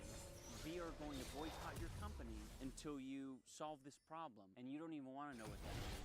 I have an arm with you. What do you think? Where's your social media presence? This is your only warning, Yoplait. The top comments are assuming that Ian's targets have changed from criticizing creators to going after companies that are worthy of a content cop. Logically, this would make sense. This could enact welcome change, and Ian would not need to temper his blows as he did when critiquing creators, though viewers would soon be disappointed. Alright, so about 14 days ago, I issued a challenge to Yoplait. I asked them to change their cup design, come up with something new. We didn't hear anything in response. A lot of you, I noticed, thought that I had some sort of grand plan, some sort of grand scheme. Sure, I still want Yoplait to change their design. I don't know how I'm going to get them to do this. I'm open to suggestions from you guys, but I'm not this all-knowing wizard that can snap my fingers and make a large corporation like General Mills just decide, oh, well, he spooked us, so we're going to change it. No, it's not anything extreme. Sorry, Phil. I'm not going to murder someone for a YouTube video. iDubbbz revealed his hand and showed that he was no longer holding the Joker card, or any card for that matter. This multi-episode series tracking squirrels in his backyard was only a vlogging series. Quote, this is the odd pivot in content for a YouTuber. I feel like at this point, this series is just Ian doing yard work and getting content from it. I can no longer tell if this is a joke or if I had a stroke. Unquote. The comments, while still engaged, were speaking of being confused at the lack of purpose of Ian's content. Yet there were other comments realizing that there was no purpose. Ian was moving away from his professional gesture as Ian showed his struggle towards his viewers. I don't like ice anymore. Food change squirrels. I like Phoenix. He's like so funny. He makes the Y. Do you news anyone? It's fine. He's all good fine. Ian did have ambition, just not with his vlogs. On main channel iDubbbz, he released Full Force, a documentary that explores the day-to-day life of fallen content creator Airsoft Fatty. It is a colorful and bizarre exploration of the star Airsoft Fatty that also makes it a point to bring light to various supporting characters that are obscure in their own right. They all have different motivations and key personality traits that Ian fleshes out. The documentary, as an exploration of Airsoft Fatty, also exposes his lack of aptitude in any regard. This extends to house upkeep, cleaning, cooking, forethought. There is a looming feeling of dread as Fatty will inevitably be met with a terrible fate based on his innocence and ineptitude. But Ian does not further explore this. Instead, he celebrates Airsoft Fatty's innocence and positive outlook on life, which accurately highlights the tone Ian sets for the documentary. Best words I have ever heard have come from the worst version of an old cartoon used to watch, Yu-Gi-Oh! It's the most recent. The main character states that his father told him, "You want to cry, just laugh. You want to frown, just smile." Because it's like, I go around feeling like shit all the time. Sure, you're going to have your days, but get up, dust yourself off, for God's sake. We're humans. We're born to get back up. Outside of the content tops, Full Force is an actual video on his channel, and the top comments are all engaging with the video as an isolated documentary detached from Ian's former work, yet also express frustration at the smaller segments of viewers that did not engage with the documentary in the way he wanted. Am I the only one who thinks Full Force is being Dawson content cop? Are you mentally ill? This reminds me a lot of the tagged photo I saw on Instagram where someone said, iDubbbz did a documentary in only a month. What takes Shane Dawson many months to do. Let me explain what that sounds like in a more poetic way that you might be able to understand. No, I can't have a girlfriend right now. No, I can't have a girlfriend right now. I have a job. I can't have a girlfriend right now. I got a job. Sorry. I work at McDonald's 3 days a week. One can infer by Ian's lack of content cops, his Save the Scroll series, his last bad unboxing for what would be several years, that he was taking a different approach. In late 2019, Ian uploaded the world's largest toy popper, creating a large toy popper that amplified its destructive ability. It is a video about trial and error and taking this toy to the limit of what a human can quote-unquote play with. This would sit as the third most viewed video on Ian's channel. The top comments were not only in full support, but also somewhat understanding in the direction Ian was taking his channel. Quote, "Man went from bullying YouTube villains to playing with rubbers. Never in my life did I think YouTube would promote an iDubbbz video to #1 on trending. It seems like you genuinely enjoyed yourself doing this, and you weren't super cynical about it. Keep having fun, man." Unquote. Ian was succeeding in his transition that could not have come at a better time. In December 2019, YouTube removed Content Cop Leafy, a casualty of its new harassment policy and a warning to anyone that would attempt to revive that era of YouTube. This was an action that did not need to exist to deter Ian to return to who he was. He was not even able to fully realize a new accepted version of himself because of what would happen the following year. On March 9th, 2020, at 10:36 a.m., Anissa announced on Twitter that she was opening up an OnlyFans.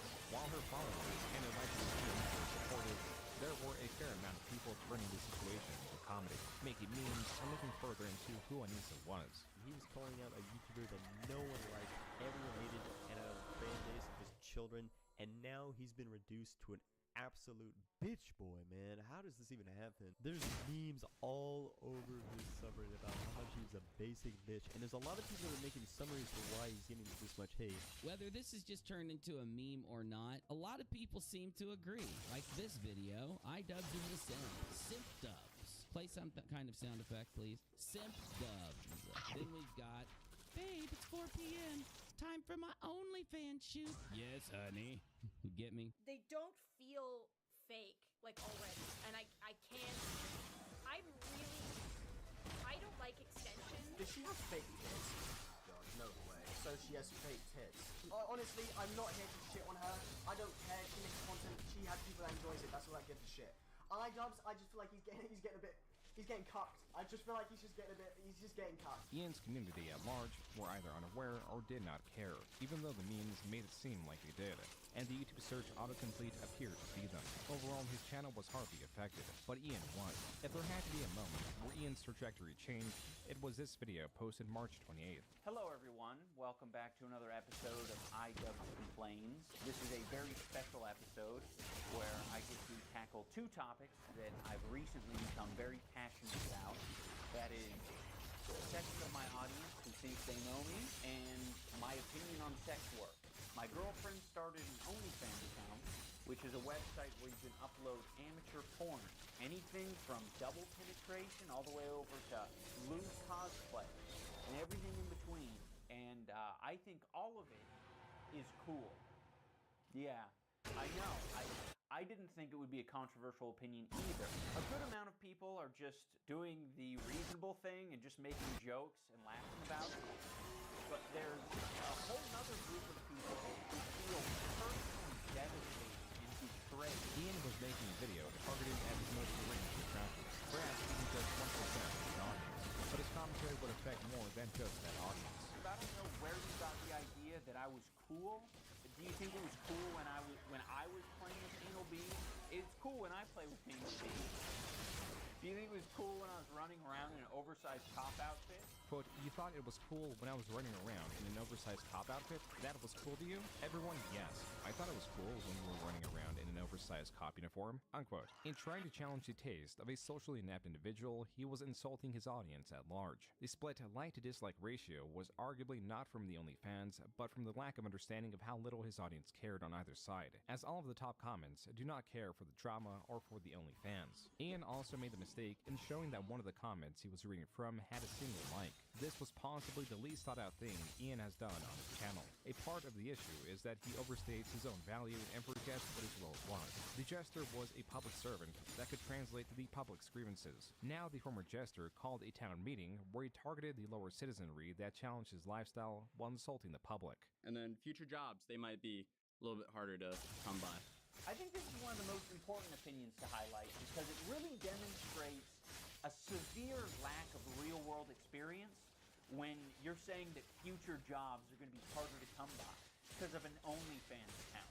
Like, if you think this affects your standing or your social credibility in getting jobs, you're so sadly mistaken. Ian challenges the idea that employers don't have sex, or that if they did and were not hired based on sex work, then the employer is wrong. And I will also say, if you want to morally grandstand, one of the shittiest things that I think you can do morally is judging someone about what they did previously and not hiring them even though they're qualified for the job. To close the video, Ian expresses his desire to address the hecklers that the crowd were now beginning to appreciate. Sell their body online fucking suck. That's the worst.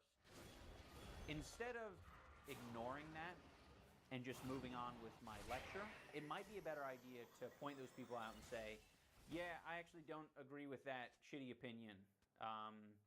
Because it seems like me just ignoring it has led to like a cultivation of a bunch of retards.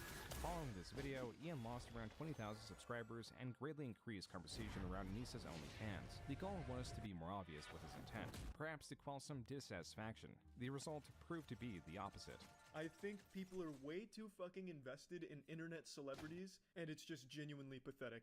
Now, I don't agree with every point iDubbbz made in the video, and I don't think that's a big deal. I don't fucking hate him because I disagreed with a couple of points, and I think overall, this shouldn't have even been a controversy in the first place. She made $40,000 selling no nudity on OnlyFans. It's fucking Instagram pictures.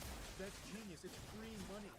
And then people calling iDubbbz to talk about how she's gonna get a new boyfriend with OnlyFans. Are you out of your fucking mind? Do you think the Easter Bunny is real true? In this video, iDubbbz kinda attacks his own fan base, so obviously a lot of them are not very happy, and I think that's why this has so many dislikes. But guys, listen, it's not all hate. There are a lot of fans that are still defending iDubbbz and even other content creators. Like iDubbbz's good friend, H3H3, he quickly responded on Twitter saying this: "The war against the incels has begun. Chad Army represent." Even Leafy came back to comment on this.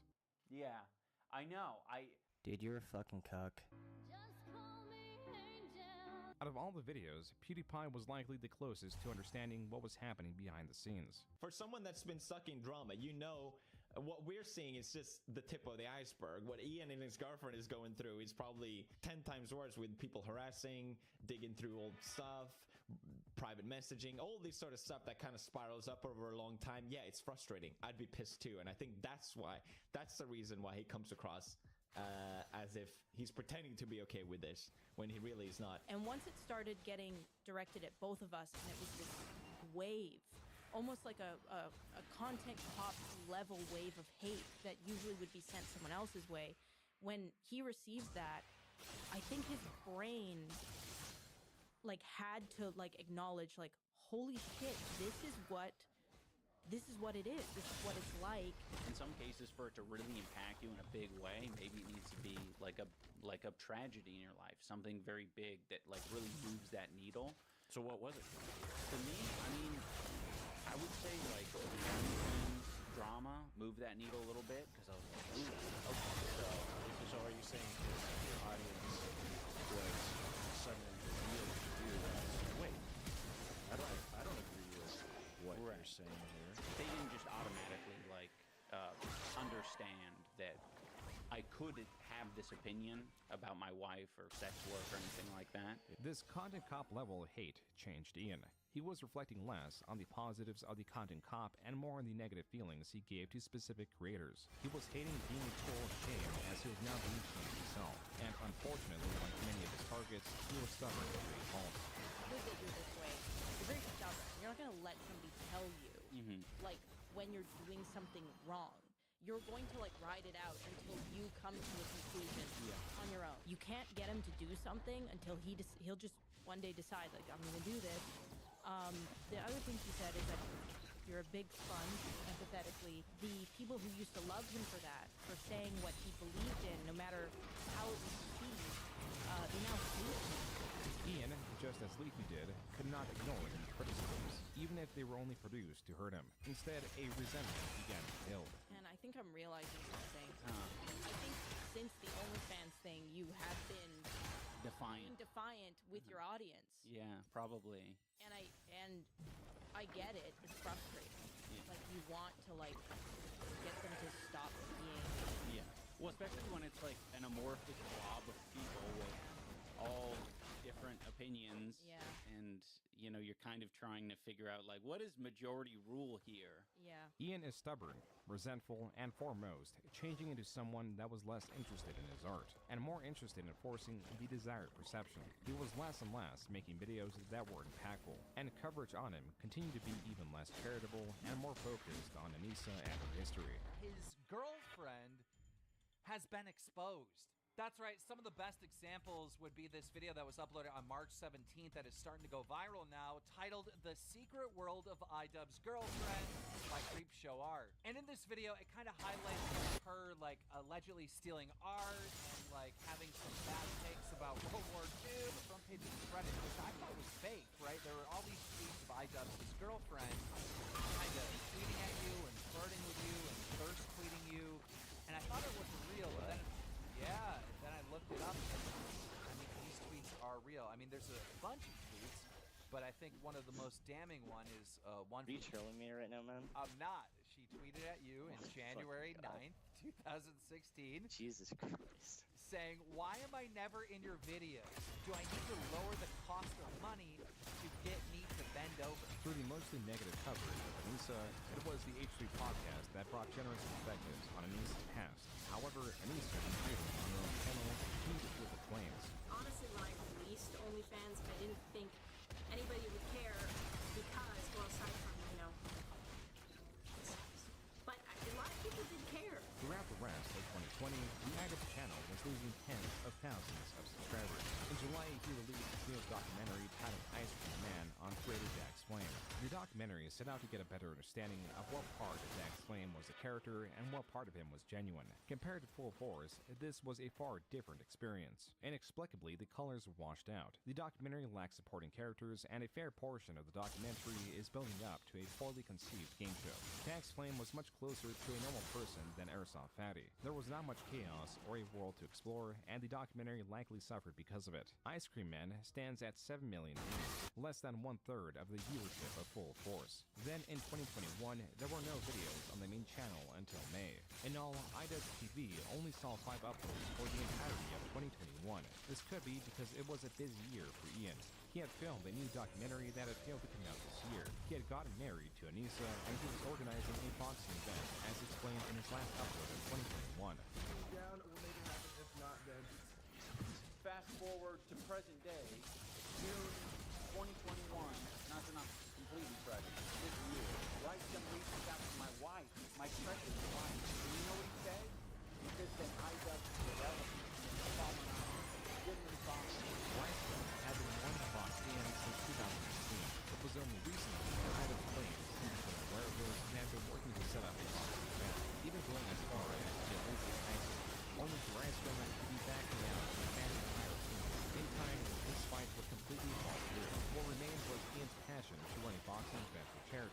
this would come to be, it would face an expanding list of problems. In the same way that Ian was a tool to shame infamous creators, infamous comedian Sam Hyde would be the tool used against Ian. On January 8th, 2022, Sam Hyde released a video titled The Truth About iDubbbz. This was an hour 55-minute documentary covering Sam's side of the documentary Ian had filmed on him but had failed to release. Sam had allegedly bothered Ian on multiple occasions, both asking to be involved in his boxing event and asking when the documentary was meant to be released, as several months had gone by since the documentary was filmed in March of 2021. In allegedly spending $15,000 of his own money, mostly done to possibly sabotage Ian's product, Sam was looking to Ian's documentary to send attention towards his diminishing online presence. There are a few reasons provided early on in the video as to why Sam believes Ian will not release it, as most are tied to the documentary not going Ian's way because Sam is not like Airsoft Fatty or Jax Flame. Sam is not a socially unaware anomaly. Sam became popular as a comedian, but he also uses this to mask certain beliefs, as he is possibly a neo-Nazi. The moment one attempts to prod at his genuine outlook on life, he deflects it by answering in a comedically dishonest way. So Sam, understanding how Ian extracted entertainment from Airsoft Fatty, set out to make something almost entirely ungenuine. He would not allow himself to be made a fool in the same way former subjects of Ian's documentaries did. I think iDubbbz was kind of trying to punk me a little bit. Yeah. And like make me look like a guy that had like fallen off, which I have. Like I've fallen off, like undoubtedly. But I think he kind of wanted to like, he wanted to come out here and see something depressing, and we like ended up making this kind of like funny thing. Stuff to buy, lots of alcohol, a bunch of Pokemon cards. Try to tell him what Pokemon is as if it's some new thing like crypto. Sam is reading off the gaslighting document, a list of ideas in set pieces meant to create an absurdly chaotic environment. A sort of test to see if Ian would buy into the ridiculous world Sam was selling. The fake girlfriend, she shaved her head for this. She looked fucking totally wrecked. And she was like going in iDubbbz pockets, like looking around in his pockets, trying to figure out anything. No, first few minutes of the meeting, she walks up behind him and puts her hands like this in his back pockets.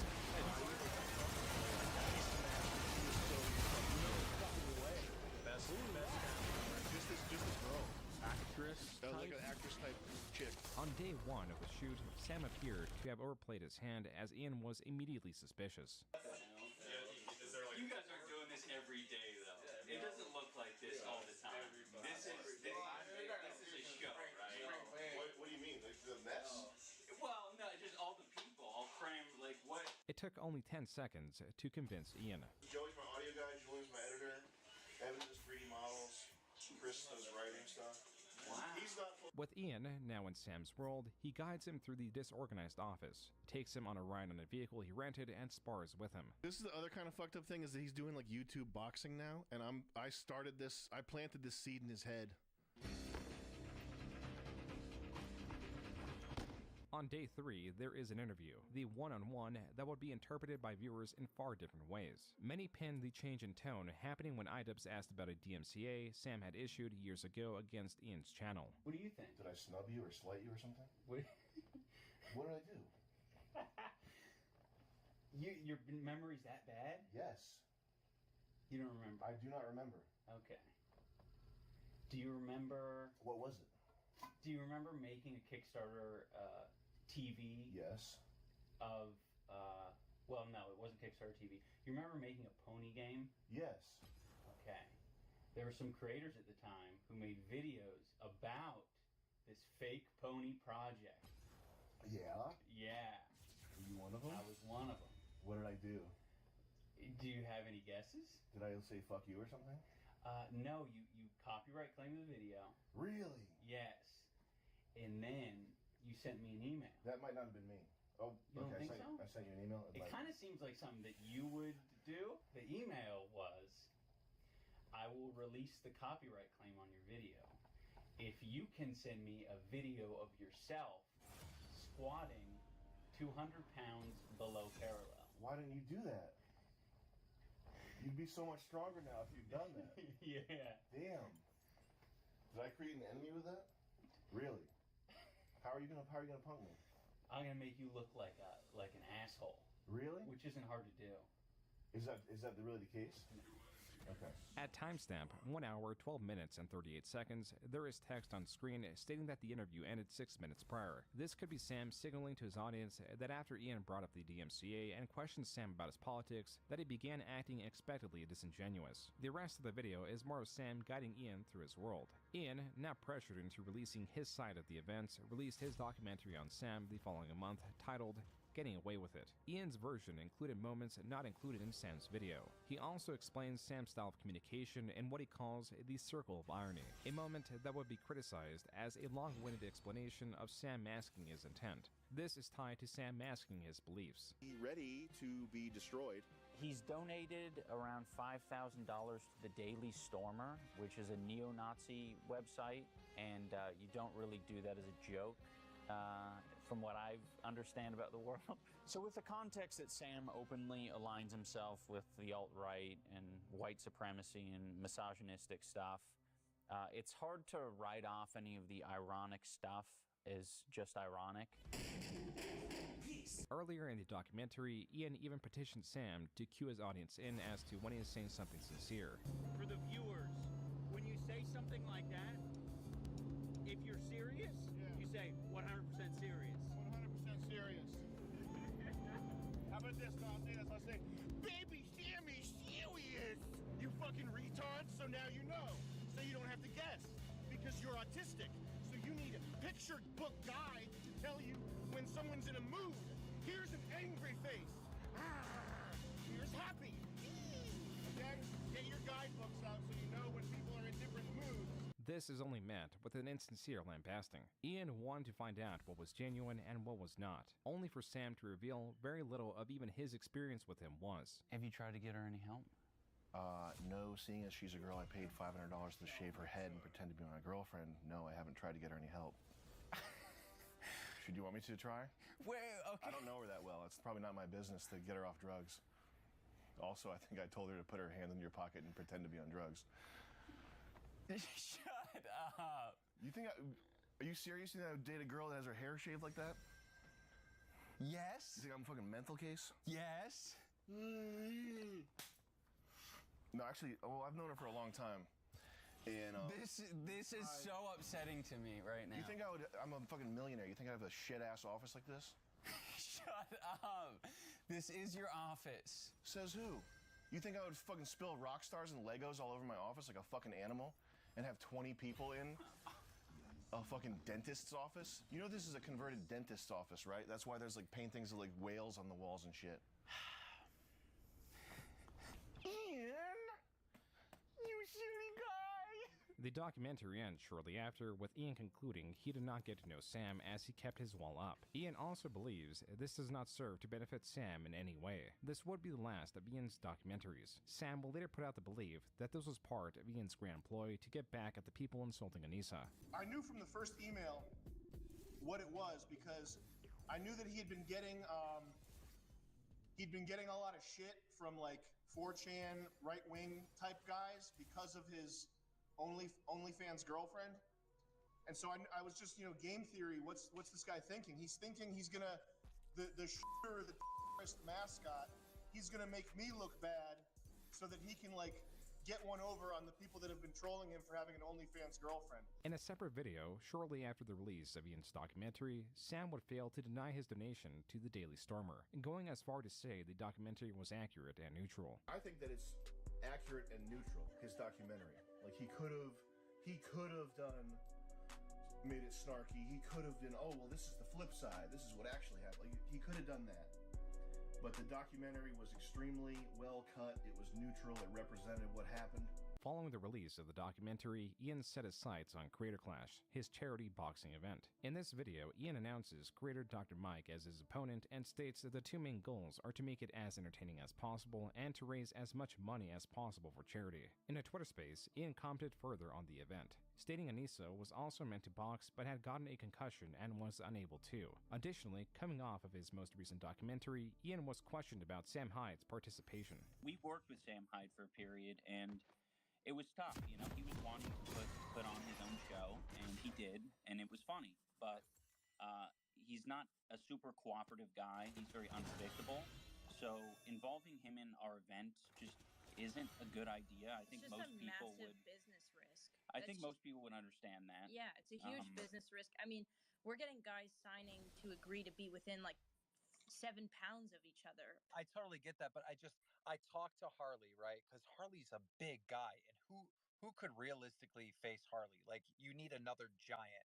I can think of a ragtag group of people that like Sam could probably box with in the future. The reason Ian and Anissa supply to not allow Sam to box is because he is a business risk. He is uncooperative, not brand friendly, and half of the boxers would allegedly leave if he boxed, though only Dr. Mike is used as an example. Later, Sam himself jumps into the conversation. I mean, I'm the guy that, iDubbbz, would you say that I inspired your boxing career?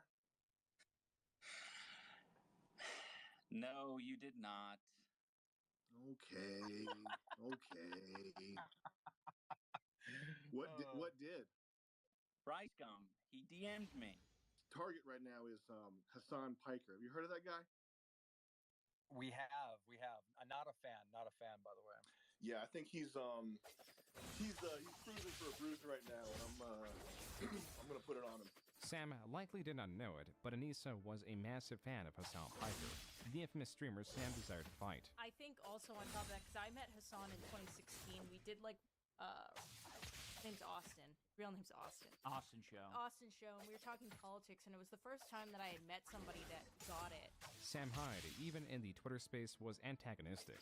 While Anissa was speaking about her background, Sam was deploying tactical, laughing emojis. Yeah, I have a kinesiology background, nutrition background, so I'm able to kind of like She help was with guiding me the whole time.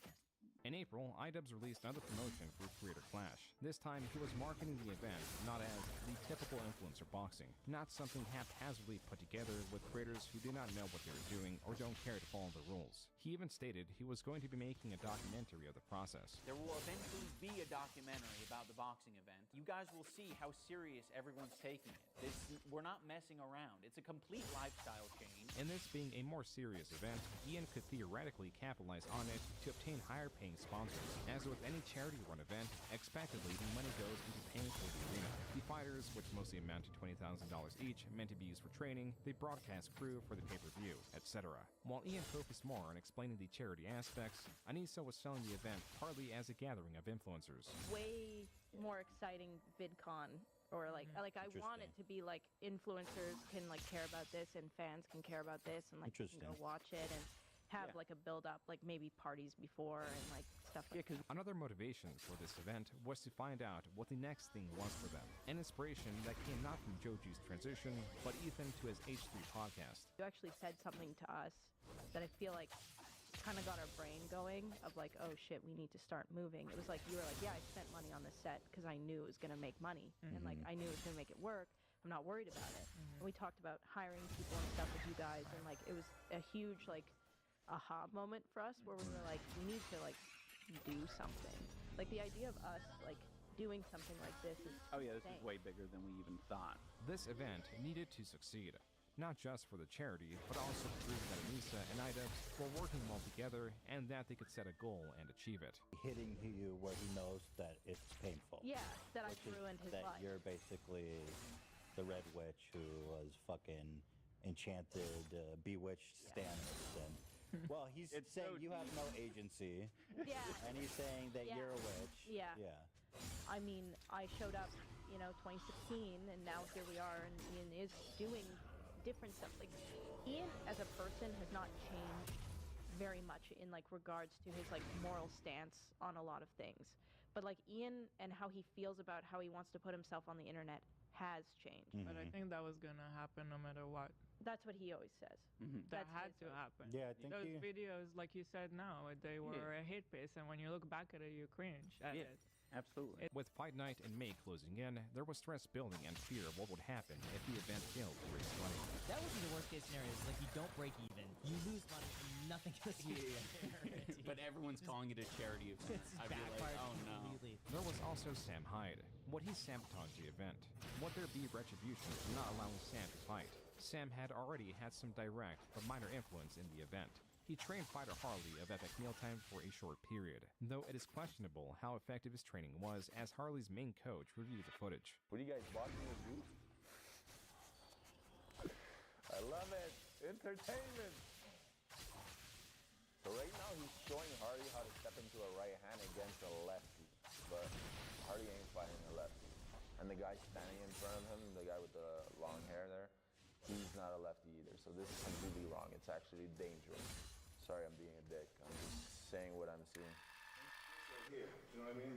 Like just a little bit more weight on this leg. This is fucking wrong. This is dangerous. So right now this dude is showing him to put his head over his knee. While your head is over your knee, there's nothing good that ever happens from that. Sam was banned the night before the event, as creator Brandon Buckingham reported. So the night before the event, Sam was banned from entering. He already had flights, damn near $12,000 tickets, and an Airbnb for not only himself, but his entire crew, all gone to waste at the very last second. And at no point before the fight did IDub say, hey, Sam, you can't come, I'm gonna ban you. He literally waited until the very last moment, pulled his crew aside, and told them at a gathering of other creators that Sam was not gonna be allowed to enter. And not only would Sam be banned, but his entire crew would be banned as well. It is May 14th, fight night. Sam Hyde and his crew have been banned from the event. The event is being run by a YouTuber who has honestly little to no experience managing something of this caliber. There are creators who formerly had no boxing experience, and Ian has set this event above other influencer-run events. The stakes were high, and the fighters and Ian were stressed. Fight after fight, Ian's band grew closer, and nothing set the tone better than Airsoft Fatty fumbling the national anthem. For so proudly we fed, as the twilight's last leave me. Sorry, I got nervous, people, my bad. Let's just do this. Let's fucking do it. Ready? Let's give it another try.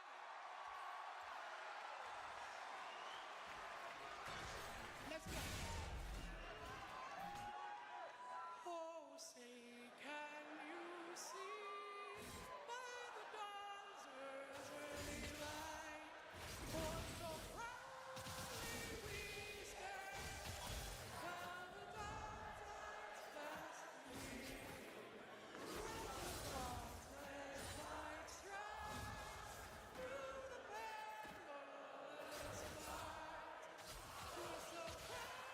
Fatty would go on to fumble the national anthem an additional time, but he had succeeded in unifying and bringing the crowd to life in a way that a performer could only dream of. This event was not perfect. It had its quirks. Some fights, such as the Dad versus Matt Watson fight, were heavily one-sided, but that was also the charm.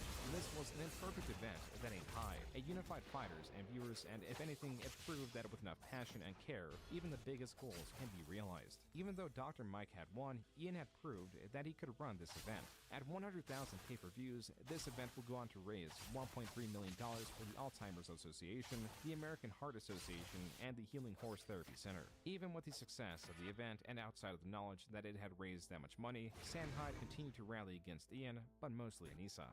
She's gonna ruin his life. I guarantee it.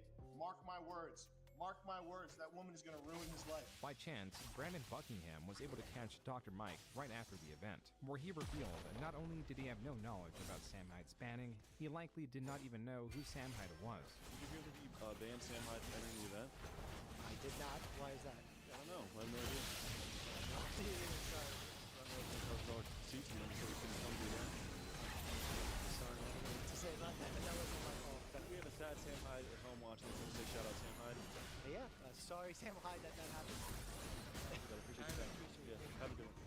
Even the sensible, kind, and intelligent Dr. Mike knew that banning Sam Hyde of all people from the event was the wrong thing to do. On May 23rd, IDubbbz released a new video talking about the success of the event and the potential for a creator clash too.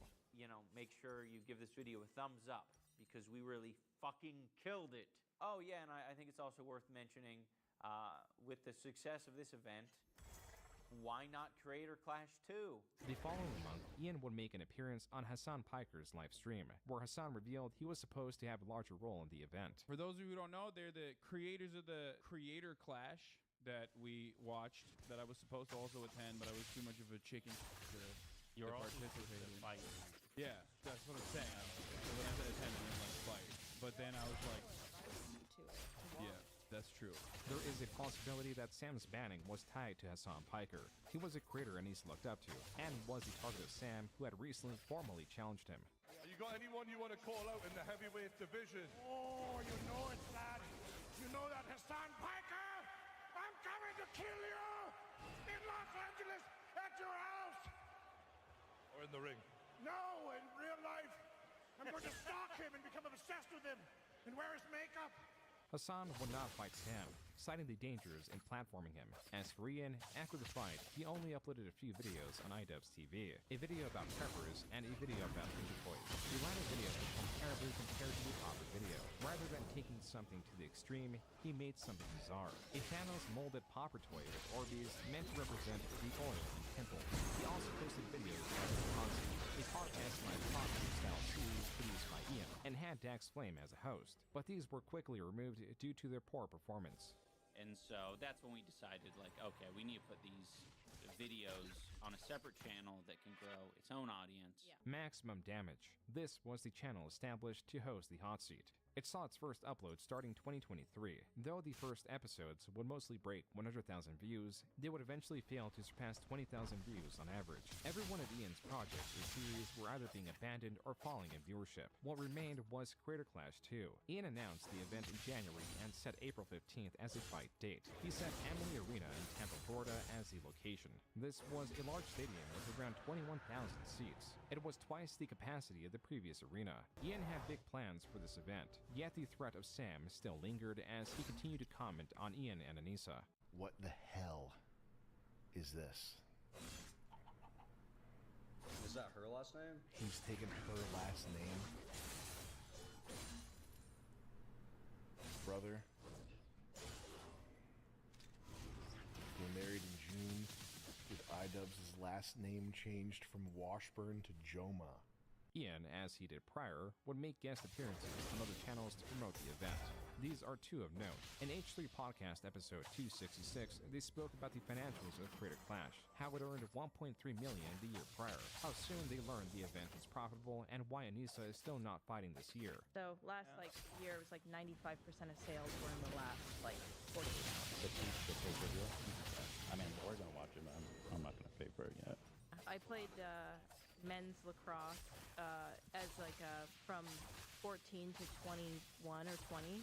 I got a lot of concussions from that. I have 11 minors and 2 majors. Ian's appearance or words here were not at all protested. That much cannot be said about his appearance on Smosh alike. Another thing that ended up kind of guiding the path a little bit, I did not like the interactions that I had with fans. There were quite a few human beings that I interacted with. In person? Yeah, in person, that just sucked. They just sucked because I attracted a lot of people who sucked. Some people were, as I described earlier, were very much like antisocial, weird basement dwellers. And, you know, the one time a month that they come out of their cave is going to restock on supplies at Walmart, and they run into me, their favorite YouTuber. Which is kind of the lifestyle you live. Yeah, exactly. I don't blame them. And what would they say? What would they do? Things that I am certainly not going to repeat. I'm talking bad words.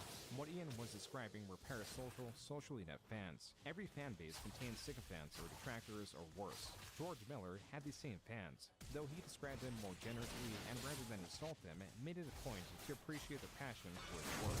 When you think about the crazy faces to face or the pranks with, as you put it, the very elaborate fans, is there a story that stands out? It's important to have a fan base that is that involved in you, and I respect that. Thank you.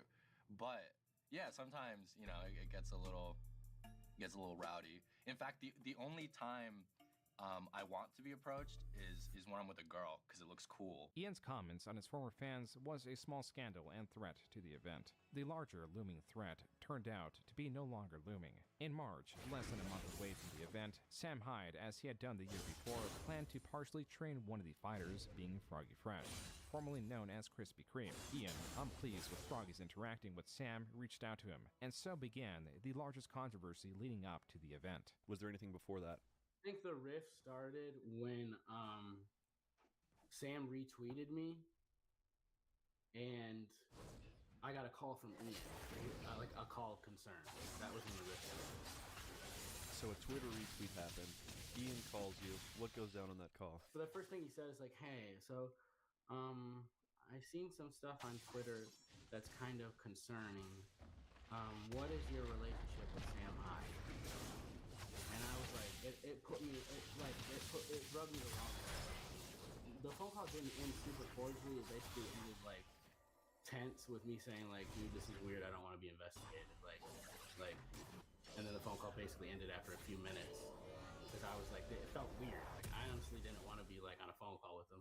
So then I was like, so we texted, but we texted back and forth for the rest of the day. These are the text messages that Froggy is referencing. Text messages that took place on March 12th. Ian states he is trying to be proactive, yet is indirect. Froggy responds in not understanding the issue, implying that his motivation is that Sam has been kind to him. Ian responds, stating that he has been hurt by the things Sam has done. He is afraid of Sam associating with the event, and that there are unnamed others involved that are not comfortable with Sam. Froggy retorts by emphasizing that this is to a degree happening outside of the event. And while Ian agrees that Froggy can do whatever he wants in his private life, he states Froggy is a representative of the event. Ian specifically cites Sam training Harley last year and how that attracted a quote-unquote bad crowd, which Ian claims led to harassment online. Froggy again emphasizes that he exists outside of Ian's personal concerns. Froggy is now asking for a direct answer, and what the repercussions would be if he trains with Sam. Ian fails to answer directly, instead emphasizing Sam's harassment of him and his wife.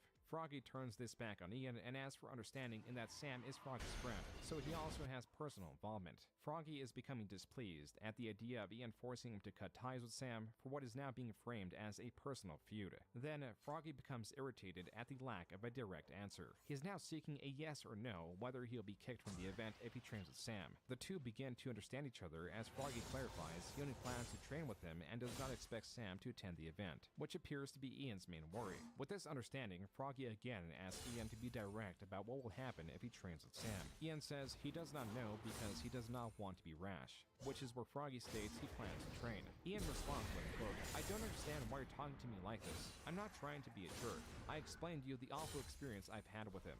It potentially leads to another year of harassment for me and Anissa. I can't take this stuff lightly. Can you guarantee that it's not going to end up affecting? This isn't just someone I don't like. This is someone who is dedicated to disrupting an event we're running for charity, harassing its two main organizers, and sending his fan base to do his bidding. I just want you to know the pain he's caused me, Anissa, and our event." Unquote. Ian's attempt to sway Froggy failed.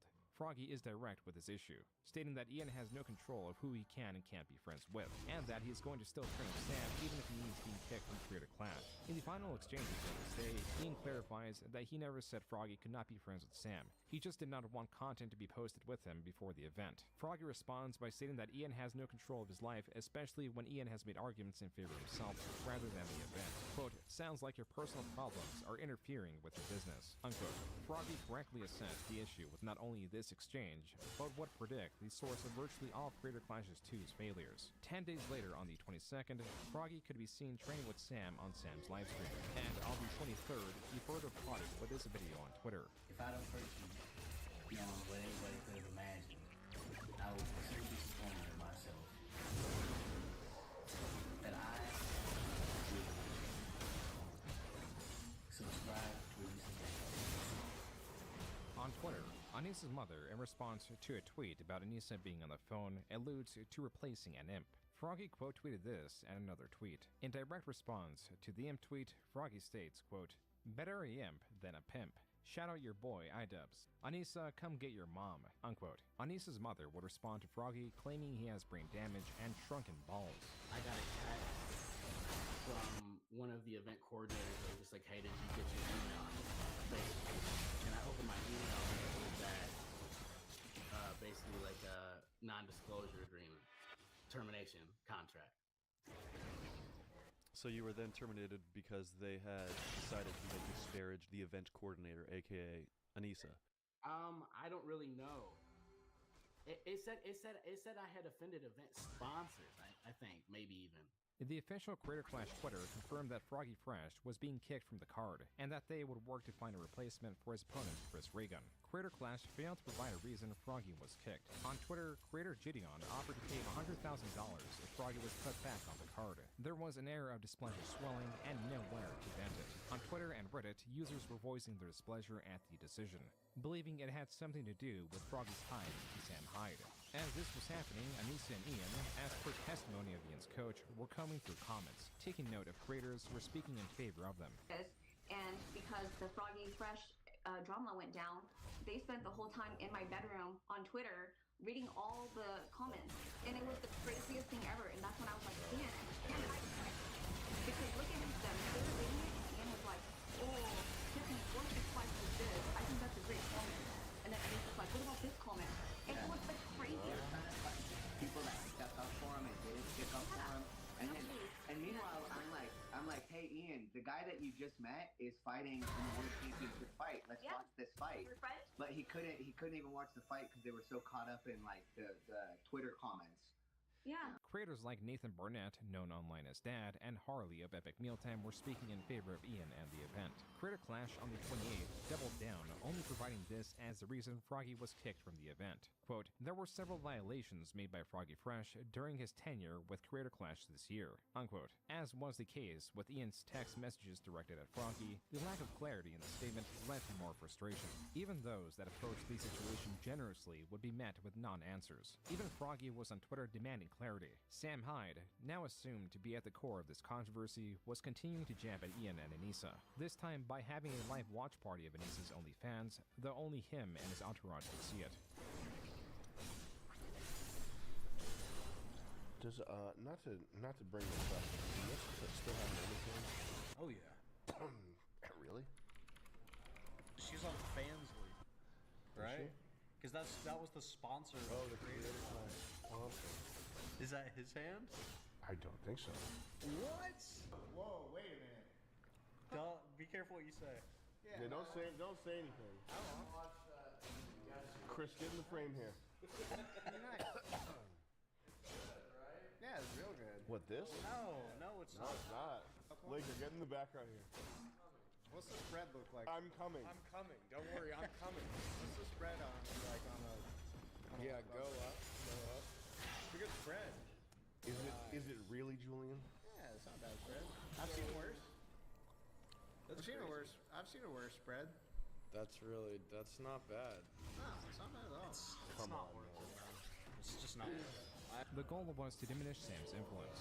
But Ian, in attempting to silence Sam, has only given him power. This still was only the beginning, as Ian's strategy, or lack thereof, would backfire spectacularly. In April, Anissa will be targeted even more aggressively. One of her videos was re-uploaded with the title, Item's Wife is Cringe, in where she recounts her history of being sexually assaulted, to a remix of Last Resort by Papa Roach, to the melody of September by Earth, Wind & Fire, all while dancing and flipping off the camera. This video would eventually gain 4.1 million views. Conversation around Creator Clash had partly devolved into conversation around Froggy Fresh, Sam Hyde, Anissa, OnlyFans, the money allocated to fighters, sex work, speculation on why Froggy Fresh was banned, and so on. It had ballooned to the point that even those only interested in the event would be faced with the ramifications of the ongoing drama, as became clear on April 15th, Fight Night. Sam Hyde situation. Security, like I said, security was crazy at the event, at the creator-only spaces, all of that. And I believe that it was mostly entirely because Sam Hyde claimed that he was going to show up with tickets that he had bought with a fake name in a disguise. I do know someone that I met at this event who did have a similar appearance to Sam Hyde, and apparently he was grabbed and questioned by security because there was a sheet with a bunch of photos of people to look out for, to not let in. I never got a hold of this sheet, but multiple people saw it, multiple people discussed it with me. No one could confirm or deny who was and who was not on the list. Regardless of what you think of all the Sam Hyde stuff with iDubbbz and everything, I just think the whole thing has gone too far at this point. Paranoia of Sam Hyde attending the event bled into every aspect of the event. Last year, there were fans that dressed up as Garfield. Anissa had even taken note of them and asked for more this year. They were He's a fun character. Everyone loves Garfield. Yeah. Wait, what are we talking about? People show up in Yeah. Garfield? In Yeah, the there's a lot of fanfare at the event. People had signs, they painted their chests. It was like a... What are we talking about? So at Garfield? At Creator Clash, someone Why? showed up in a Garfield fursuit in the crowd. Crew outside of Creator Clash apparently got banned from entering, right? All you guys are not allowed in? No, we're not. And what was the reason they gave you? No face masks, but apparently it's not in like the Amarillo Arena rules or anything, so. You think it was the last minute to ban face masks? It was, literally. The head of security told us that they have a different policy than Amarillo Arena's policy, but it was not posted on their website. So what do you think the reason is for the last-minute change in policy regarding face masks? One guy said that he suspects it could be due to Sam Hyde. It's been going around Twitter that there was some leaked plan for them to sneak Sam Hyde in. This is another reaction. I spent $800 buying all the tickets for this event. I spent like $450 on all the morph suits for this. It's insane. Yeah. It's like schizophrenic levels of paranoia. The latter video comes from creator Brandon Buckingham, who documented the controversy and conducted man-in-the-street interviews. You should have let Sam come. You would have had a lot more money for charity, but different strokes, different folks. What do you want to say to Froggy Fresh? Froggy Fresh, hey man, listen, I know it's fucking B-word and a half, but you have to train for that amount of time just to get kicked off, man. I just never singing prayers to you, man. I love your voice, no homo. You deserve better. You deserve better than this. Brandon Buckingham and creator Empleman made several signs that they planned to distribute during the event. As it began, there was no sign of Sam Hyde. Shockingly, the arena was far from packed. Even the segments the pay-per-views from the lecture show displayed in clear view the lack of attendance. If not the Sam Hyde debacle, then it was clear that signs of no attendance were putting further stress on Ian and Lisa. For the next 5 or so hours, there would be 12 fights, leading up to the final fight between IDubbbz and his opponent, Alex Wasabi. Chris Reagan was the 4th fight. As Froggy Fresh was meant to be his opponent, the best Creator Clash could do was to match Chris with creator William Haynes, who was 6 inches taller and weighed 15 pounds more. William won this fight. Yeah, you got to give props to Chris Reagan. I mean, he's brave. Yeah, that's one way of putting it, I guess. Beyond the more passive signs of rebellion the crowd was displaying, fighter Yodeling Haley after her victory had this to say. Now, we all remember the fight at Creator Clash 1. It was probably the best fight of the night, and in that fight you showed true grit. With Krispy Kreme being Froggy Fresh former alias, this appeared to be a message to the audience. What's more, one of the signs had made it down to the 4 seats. This is when creator Rusty Cage took a picture of it and tweeted it out. I see like some shenanigans going down. I take a photo of it. It's just people holding up a sign. It said Froggy did nothing wrong. Like seemingly innocuous. Yeah, right. I go to this like after event and Anissa comes up to me. She comes up and says, that tweet was really not cool, and I just apologized. I felt kind of like a bitch. I was like, why the fuck did I apologize? What am I apologizing for? I don't even know this person. That's really not cool. Honestly, Anissa, it was very cool. What do you think about Anissa confronting Rusty Cage for taking a photo of a Froggy Fresh did nothing wrong sign? Yeah, that seems like a major violation. That seems like something that's really unusual. A lot of people are getting hurt into that. A lot of people getting hurt into that. Very uncool. So if I took a picture of a sign that said Froggy Fresh did nothing wrong, that's kind of an uncool move. That's not cool. But if I'm your friend and I give you a few days' notice to go fight a black guy that's way bigger than you, that's actually a cool move. It now came down to the main event. Ian versus Alex Wasabi.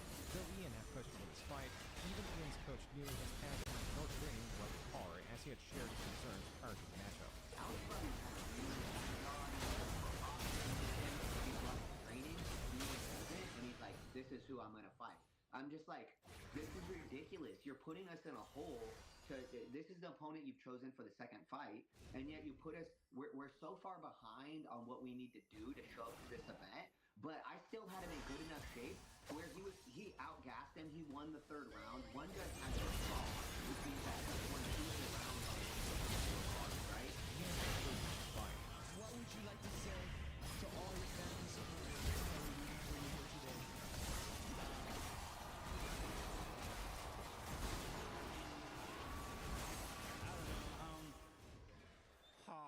This shit's hard. I really appreciate everyone. I know not everyone's cup of tea, but I really do appreciate the support, and thank you for coming. This loss was not the worst news of the night. Ian and Anissa, receiving the initial pay-per-view numbers, noticed that they were in deep trouble. But we're sitting there waiting for the doctor to come in to stitch Ian's eye up, and we're trying to digest the idea that we only sold 50K pay-per-views. And we looked at each other and we were like, do you want to just kill ourselves? Literally, there was that actual thought. It was just what the fuck? What the fuck do we do? Yeah, what happened? Do? This is not. I have never felt so harassed. We're having this conversation while we're waiting for the fucking doctor to come in and stitch your eye up. Yeah, it was one of those moments where you're just kind of We did everything we could, right? We cared. Ian and Anissa did much wrong. They had the goal to remove Sam's influence from the event. What actually happened was a fighter in the ring. His opponent had a severe mismatch fight. There was insubordination between at least one of the fighters and quickly the crowd. And lastly, and Ian sang up Sam Hyde. Antagonist, Sam Hyde would have his best performing month viewership-wise ever in April 2023, the month of Creator Clash. As a contrast, this is Miss Social Blade, a fighter in the event. Not only did he lose subscribers this month, he also lost viewership likely to him reviewing videos. Viewers cared about the story of Creator Clash, the drama between Ian and Sam, and Ian had shown himself to be incapable of victory against Sam Hyde, against Alex Wasabi, and against a pragmatic approach. Though there were fans that were displeased with Ian for changing content styles, as there were fans displeased when Filthy Frank became Joji, arguably more fans were displeased at the fact that Ian was becoming incapable. This leads to the financials of Creator Clash. Ian and Anissa wanted an event following the fight to allow fighters to celebrate and to decompress, so they threw a gala. They also wanted fighters and VIP creators to have a safe and comfortable stay, so they rented out an entire hotel. Talking about that long before, about how they had to fly in all these people. First of all, they rented the hotel for over 300 creators and flew a lot of them in. When the first year it was much more scaled back. We just had a couple floors of like some place, like a nice suite place, but it wasn't extravagant at all. And then the second year, they did that whole hotel for 300 creators. They flew a lot of people in. I got there and saw the hotel, and I was like, oh. And then I saw security, and I was like, ah. And then I saw YouTubers that aren't even boxing. They have rooms. I was like, okay. And then I see that there's a ceremony of burning of the money. I was like, interesting. Everything, okay. I wish then I put up a charity that I cared a lot for. So I was like, okay, this is pretty important. And I was questioning every single decision along the way. You kind of walk people through at one of these gala events going like, hey, I'm pulling you aside. Unfortunately, this didn't make any money. At the gala, no.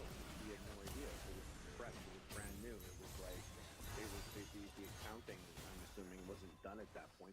We found out like months later. We just sit there while we knew that we had lost money and ghost them. Yeah, that was really painful. So, like, have the event do, what are the numbers? And the response that I had to give everyone was like, oh, so captains, it takes a while for them to come in. Don't have any official numbers yet. And that was through to an extent. I could hang on and hope that, oh yeah, it continues to go on sale for the next 24, 48 hours. A hotel to those 300 creators, flights for those involved, a gala. All of the money meant to go to the needy was wasted to celebrate wealthy. If only it ended there.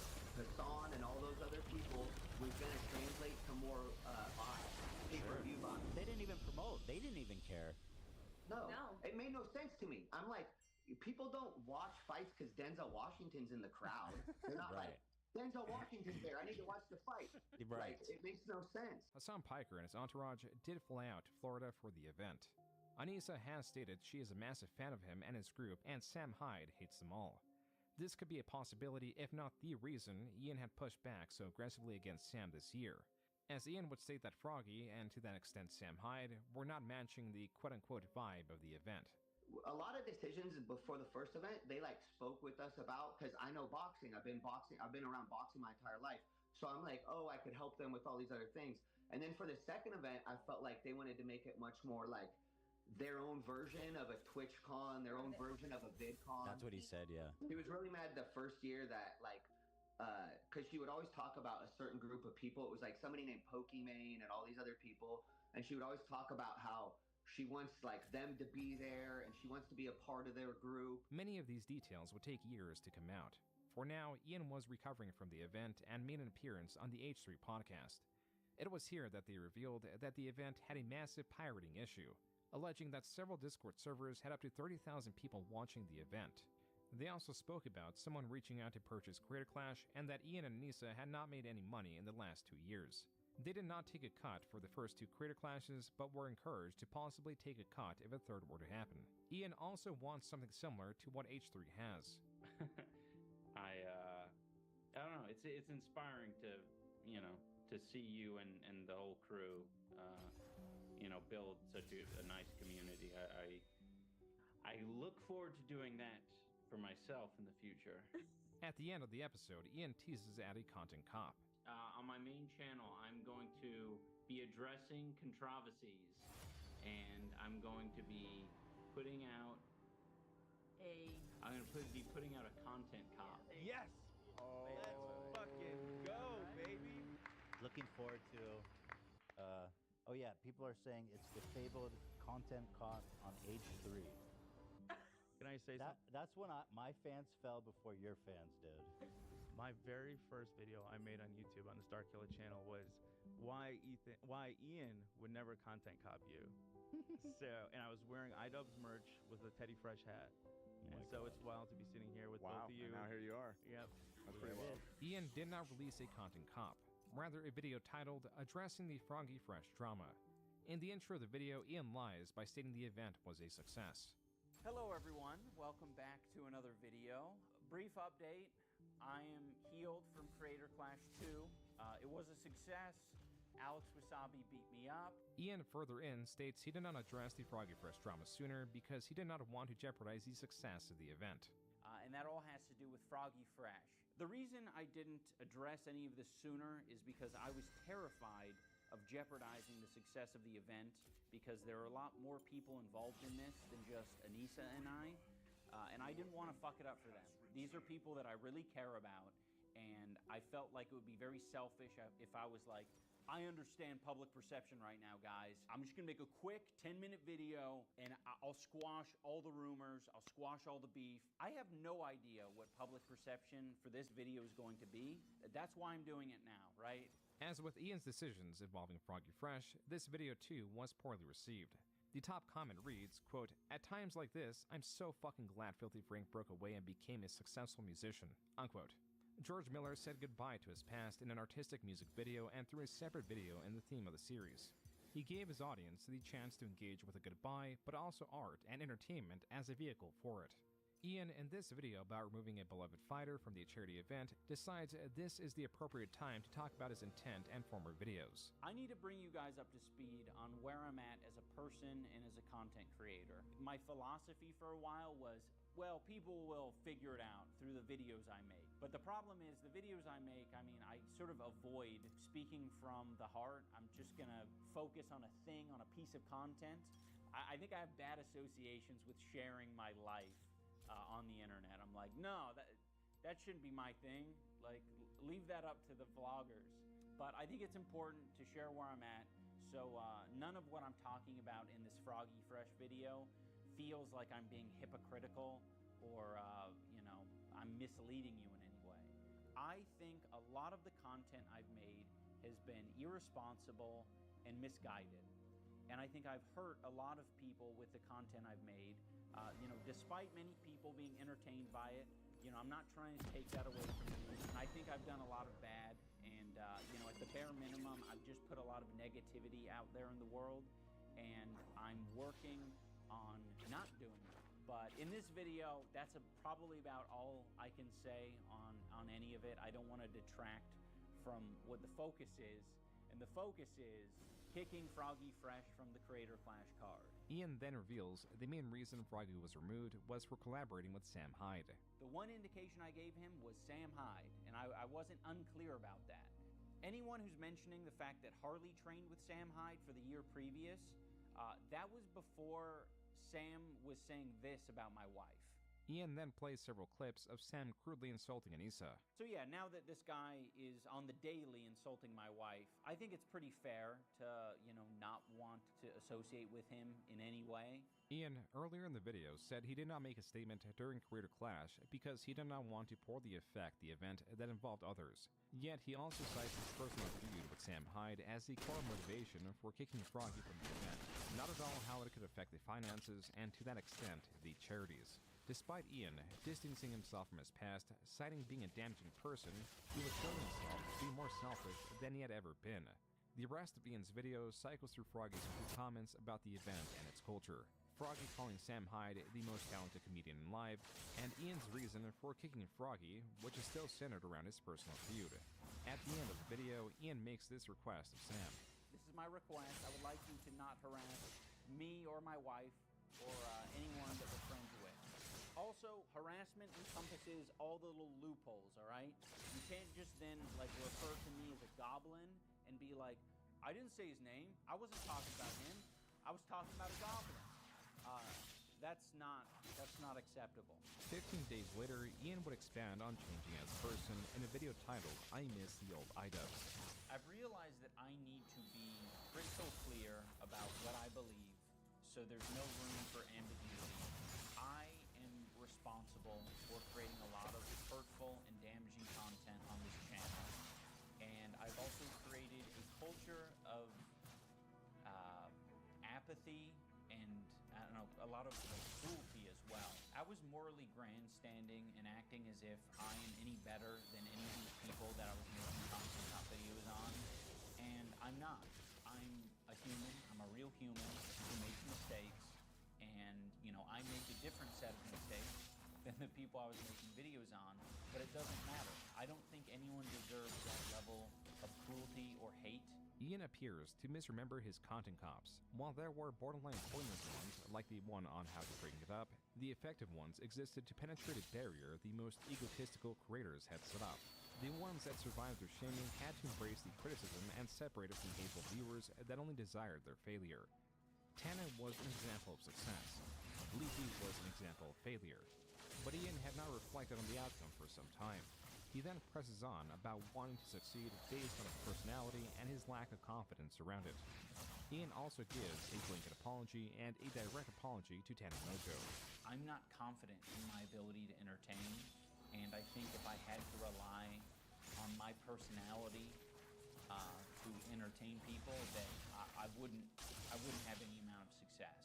I was being very bigoted in a lot of my videos, and I justified it because, you know, I didn't think it was too serious, and I thought that people were going to see that I had good intentions, you know, but that's so silly, you know. Casual racism is still racism.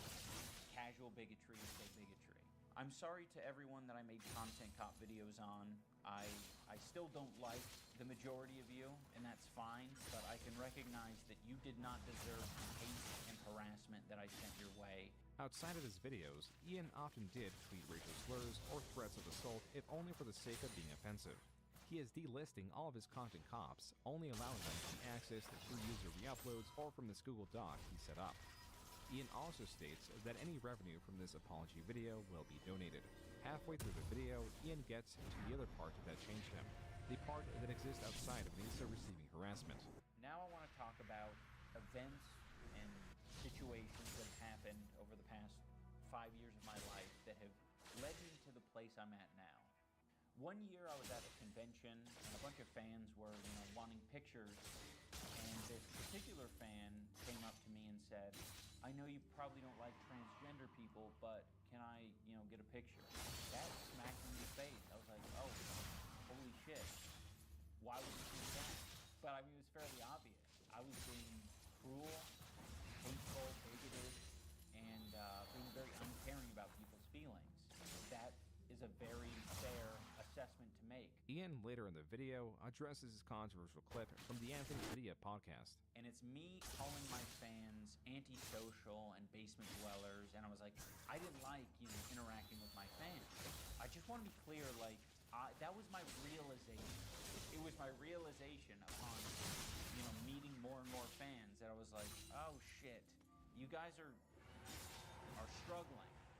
It was easy for me to identify them struggling outside of my body, but the antisocial basement-dwelling incel that was inside here, I couldn't acknowledge that. I couldn't recognize it. So I needed the mirror to be held up.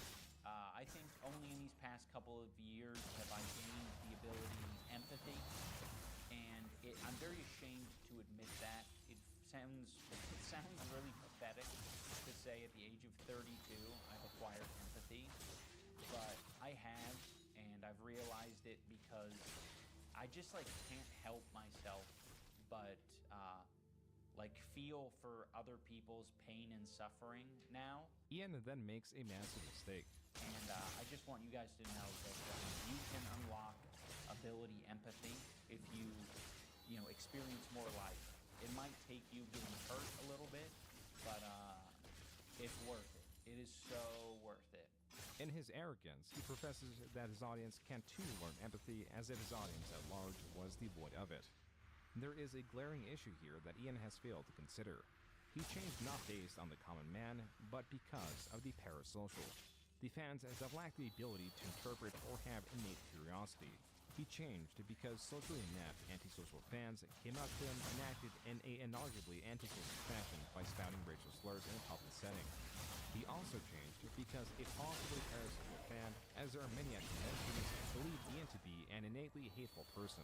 Even Anissa in the past understood that these forms of fans or detractors should not be considered. Oh my god, me and Ian had the most uncomfortable fucking interaction. And like, we were on White Ave, we were in one of the shops, and these two girls came up to us. And like, they were excited that Ian was there, because it's a great cool.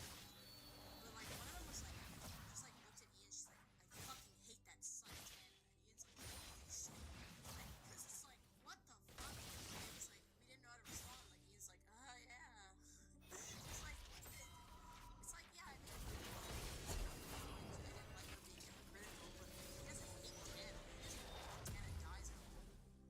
what do you want? Okay, so yeah, exactly. It's like nobody. I just think these people are dumb. Yeah, like you didn't disagree with them.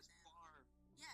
Despite Ian being heartfelt, viewers interpreted this video and his overall changed in different ways. Some simply boiled the hate to Ian no longer being edgy or bigoted.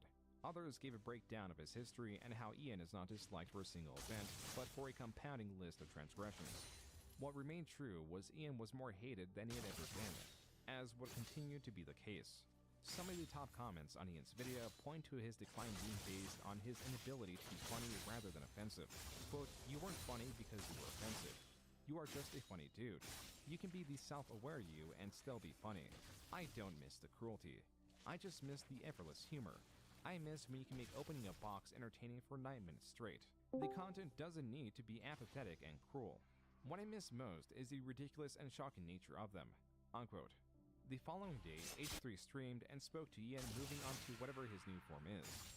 This could be the moment Ian makes peace with his past to focus on his future, as Ethan claims he went through something similar. He's unlisted all the content cops. I think he was a little hard on himself in that, but I totally respect just wanting to own it all and move on. Yeah.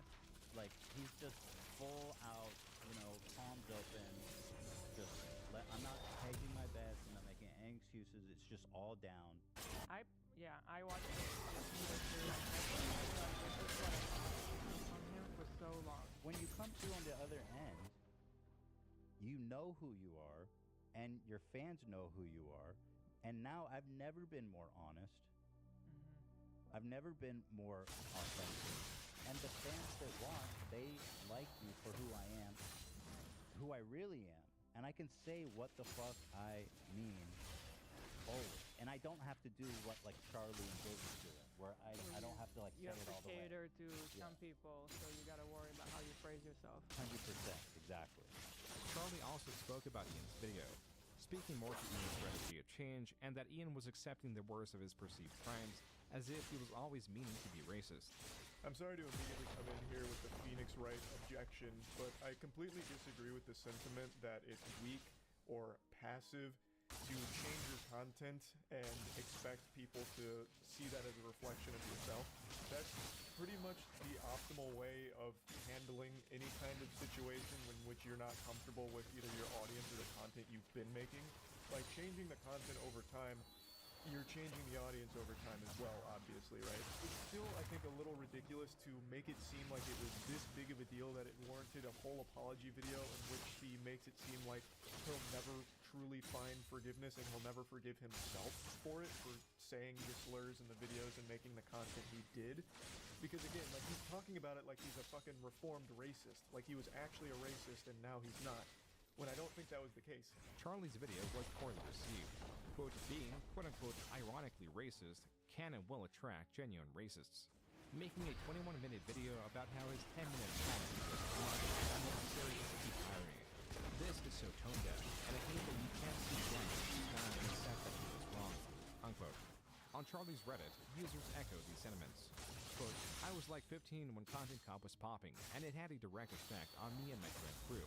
It made us feel like using certain slurs was a lot more okay than it was. Unquote. These comments emphasized that while iDubbbz may not have been looked upon as a racist, his content did encourage them to engage in what could be considered antisocial behavior. As for the Content Cop's and Ian's apology, this is what Tana had to say.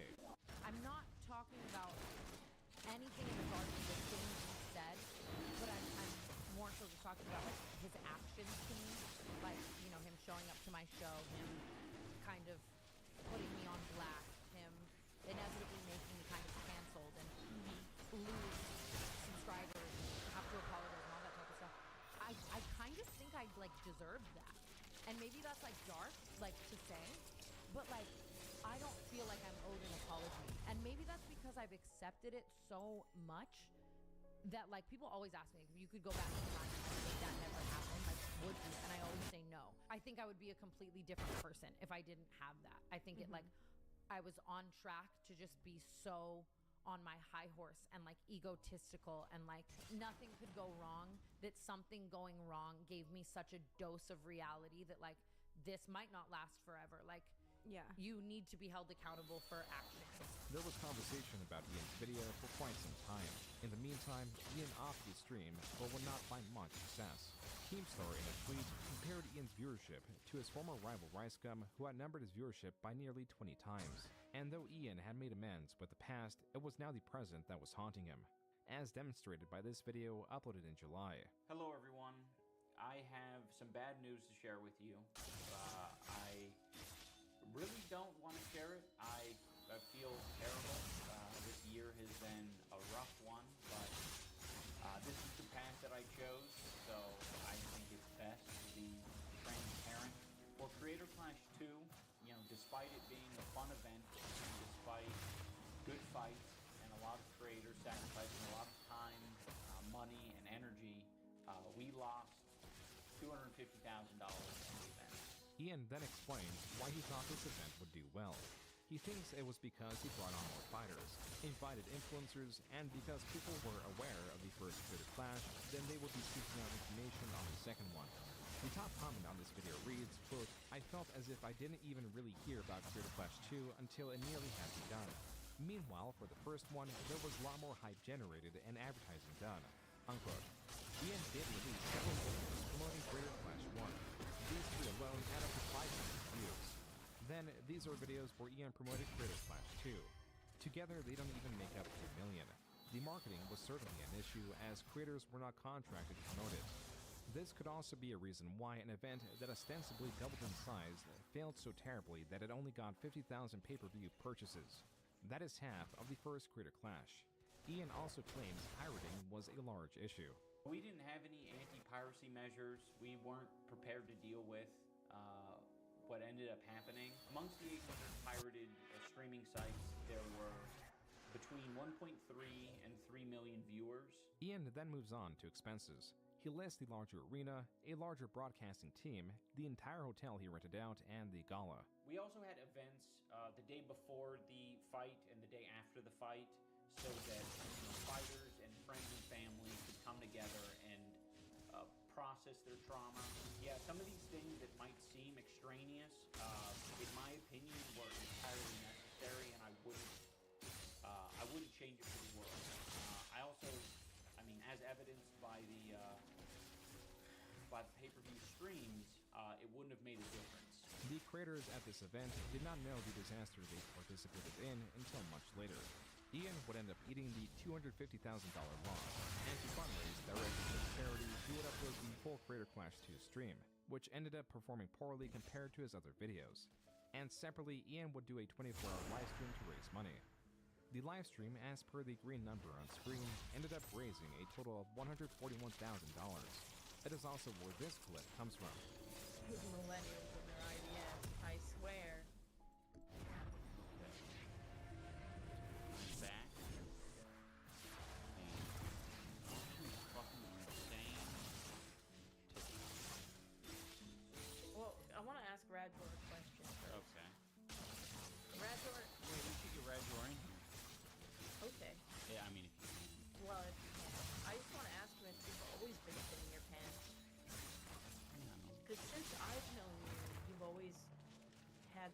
IBS. You've always been shitting yourself. Yeah, well, you know. Viewers would take this as Anissa humiliating iDubbbz. On Twitter, she stated, quote, "Shitting pant is not a literal term. It's just an expression for someone who has tummy troubles. It was me asking his best friend in chat if Ian always had stomach issues. You guys just take everything out of context to fit your weird narrative." Unquote. This cannot be the only time Anissa would speak on Ian's bowel movements. We had stopped for Tim Hortons, and he had gotten donuts and a double-double. In Canada, we don't use oil-based creamers. We use cream creamers. So the combination of the gluten from the donuts plus the lactose caused him to have an emergency. Like, we had to, like, stop the car. And, like, he thought he was going to have to go in the woods because it was so bad. As was the case in 2017, Ian's fans, now more so detractors, were coming to Anissa's stream looking for similar content. Oh shit, I clicked it! Shit!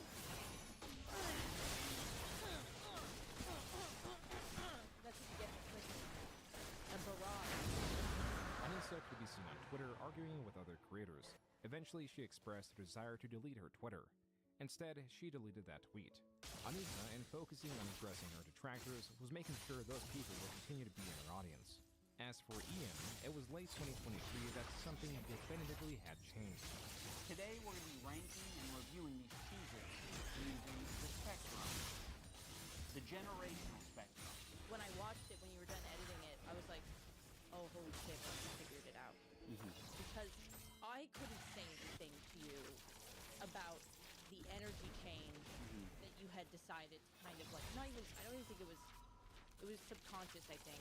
But the last, like, couple of years, I would say, your energy has shifted in your videos, and people would say it. So when I watched it, and I was like, oh, holy shit, he's figured it out. I was able to, like, bring it up to you, like, okay, now go look at the Cheez-It video, and, like, tell me. Cheez-It video is such a great example if you of could that. see the difference between this one and the Cheez-It video, and you watched it, and for the first time, you were like, oh, yeah, there it is. It's so fucking weird. Yeah. It's so weird, because it isn't it wasn't in my face at all. Like, I can see it now. I can see the difference. It's really kind of sad because I don't. It's an energy and it's a vibe. Yeah. And it's like, you know, if I think that's what a lot of people have been picking up on is like, oh, the vibes are off. Yeah. I think it's important to, you know, care about the content that I'm making and care about the impact that it has. And it kind of hurts to realize, like, oh shit, like, now everything's different or whatever. It was Lil and Ian fumbling through boxes of Cheez-Its, ranking them on an arbitrary rating system, not based on comedy or commentary. Ian had likely become so afraid to offend, to say anything, that he had regressed to saying nothing at all. Even the tamest fan unboxings were a commentary on the unboxing trend at the time. Bro, these are insane. These make me go geyser mode. Quote, "I'm glad that iDubbbz is keeping his content fresh with revolutionary bits like Geyser Mode. I honestly don't know what audience iDubbbz is for now. This is postmodern iDubbbz." Unquote. Ian did try to bring one of the series back, which was legit food reviews. In this video, he would eat what appears to be a condiment off forest foliage. Though this was a series built on critiquing food reviews and the large-scale criticisms of those channels had long had, viewers were far more receptive to this video. Quote, "iDubbbz challenging the limits of his immune system, like the good old days." Unquote. That was one of my main concerns. Is I was like, I don't want to come back and do the same shit that I've been doing. Because that feels so Uncle Rico and so like lame. But that's the thing, is that people want to relive their childhood. To see that pairing, that, you know, that group, and they're like, oh, my old friend. So like they Yeah, because I was really apprehensive about doing this. No, I had to. I don't know. Like, I'm fucking 34. You really want to stay true to, like, your beliefs and who you are. You've always been that way, and I think that, like, commenting coming in and saying these things, you felt like you don't know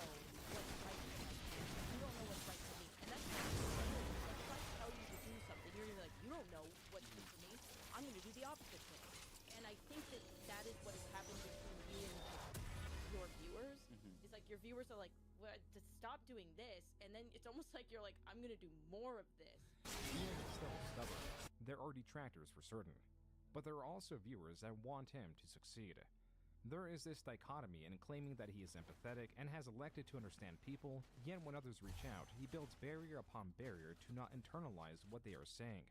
As viewers have expressed, they want faster-paced, more captivating content. They want less of Anissa and more iDubbbz. He did the exact opposite of this with his newest podcast titled She Ruined My Career. Yeah. She ruined my career. What do you think about that as a podcast title? I mean, we've already discussed this plenty. Yeah. For you and me, this is Yeah. this is typical. Yeah. I think it would be nice. Well, would it be nice to like cue people in on that? Yeah. A little bit more self-aware. I think so. Topic. I think that it is important for people to understand that, like, it's not coming from like a self-defense type of place, which I think some people do think that's where it's coming from, but it's more so coming from like, I love the idea that one day no one will have any idea where it came from. Right. Like right now, everybody knows from like with like a bunch of things that you say or like no go, and then everybody's like, Right. the femme fatale that Ian picked up on. I think I want to clarify, like, She Ruined My Career was not my idea. Yeah. Like that was your. That was a me decision. Yes. And you were very passionate about it. And like I've learned over the years that when Ian gets really passionate about something, you have to accept it. This was a name chosen as a quote-unquote tongue-in-cheek comment on how Ian and Nisa are sometimes viewed. But this was also a challenge. In aiming their podcast to be a success akin to the Joe Rogan Experience, it gives motivation to detractors to not allow this to happen. Rather than upload this on its own channel, they began uploading it on the Maximum Damage channel, the same channel the soon-to-be-defunct Dax Flame hosted Hot Seat. This podcast would end up being a grand failure. It would not even be the most popular talk show on Maximum Damage. The episodes would continue to be criticized, which caused Ian to dig his heels in further. What it is, I think, in general, is it's just me being flippant, like a bit like instead of like accepting the fact, like, oh, it is true. Like I'd maybe hear a comment like, Bro looks fucking lobotomized in his most recent video. He's talking so slow and this and that, or like on the podcast.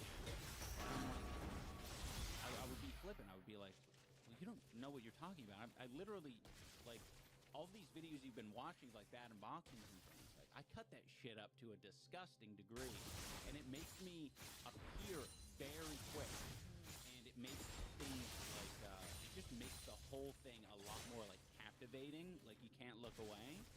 And so when something is, like, a bit more calm, I'm like, no, but that was, like, I intentionally did that. And so instead of being, like, fair point, it does come across that way, I'll take that into consideration for the audience's sake. I think it might be a little bit belligerent. Ian was correct in his assessment. He won later. Hence his first video in 2024. On today's episode, we're playing about card narcs. Now, if you're not familiar with card narcs, it's basically this guy, Sebastian, who works for a radio show, who had the idea to shame people who aren't bringing their carts back to the cart corral. Dinged car doors, spots taken up, grocery prices raised sky high because employees have to go out and spend their time up and down carts. We are publicly shaming those dicks who don't take back their shopping cart. You curved your cart. You didn't take it back to the cart corral where it belongs.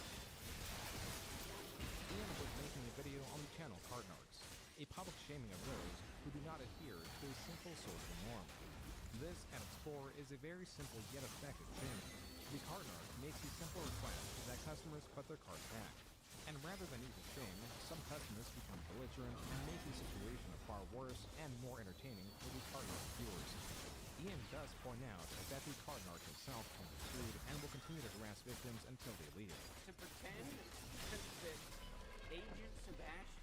isn't being an asshole and isn't being an unreasonable piece of shit? Like, come on.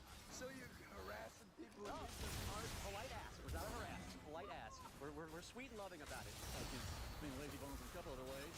Oral hygiene is good. This is the thing with these lazy bones criticizers. Depression. Maybe you're like sitting off over dudes all day. That's why you're tired. Is that why you're tired? You're not getting alcoholic for charity for you. We're sweet and loving about it. Very polite. The card narcs will often run further by applying magnets to the card. The channel delivers what the content cops did, a shaming and outlet for viewers' grievances. Though Ian takes issue with the card narc content, Ian does something far crueler than what the card narc does. He takes away the victim agency. It's very easy to call these people unhinged. Another word you can use is disabled. Their brain isn't working like yours or mine. For some people, they feel like they have to answer the door. If it's really worth it for someone to not take the cart back to the cart corral, their life is not fucking roses. Their life is not pleasant. Ian, having a built-in detractor base deny him agency by pinning Anissa as his handler, is the same line of thinking and believing that the card narcs' victims have no control of their actions. That's another comment we get here and there is, you don't know what was going on in their life, they must have had a terrible day. I think that guy had some serious stuff going on. Yeah, regardless of your interaction with him, I think I don't know what it was. Either mental issues or well, it seemed like he was a contractor or something. Like he seemed to be gainfully employed. But yeah, maybe not. My motto is no violence whatsoever. People say, well, that was a small guy. You could have taken him, cart narcs. Like, that's not the point. Right. Yeah. It's for me to beat guys up. But this guy was such a little guy, and I was like, okay, I'll let him swing at me once. But it was overheating because it was like 105 degrees.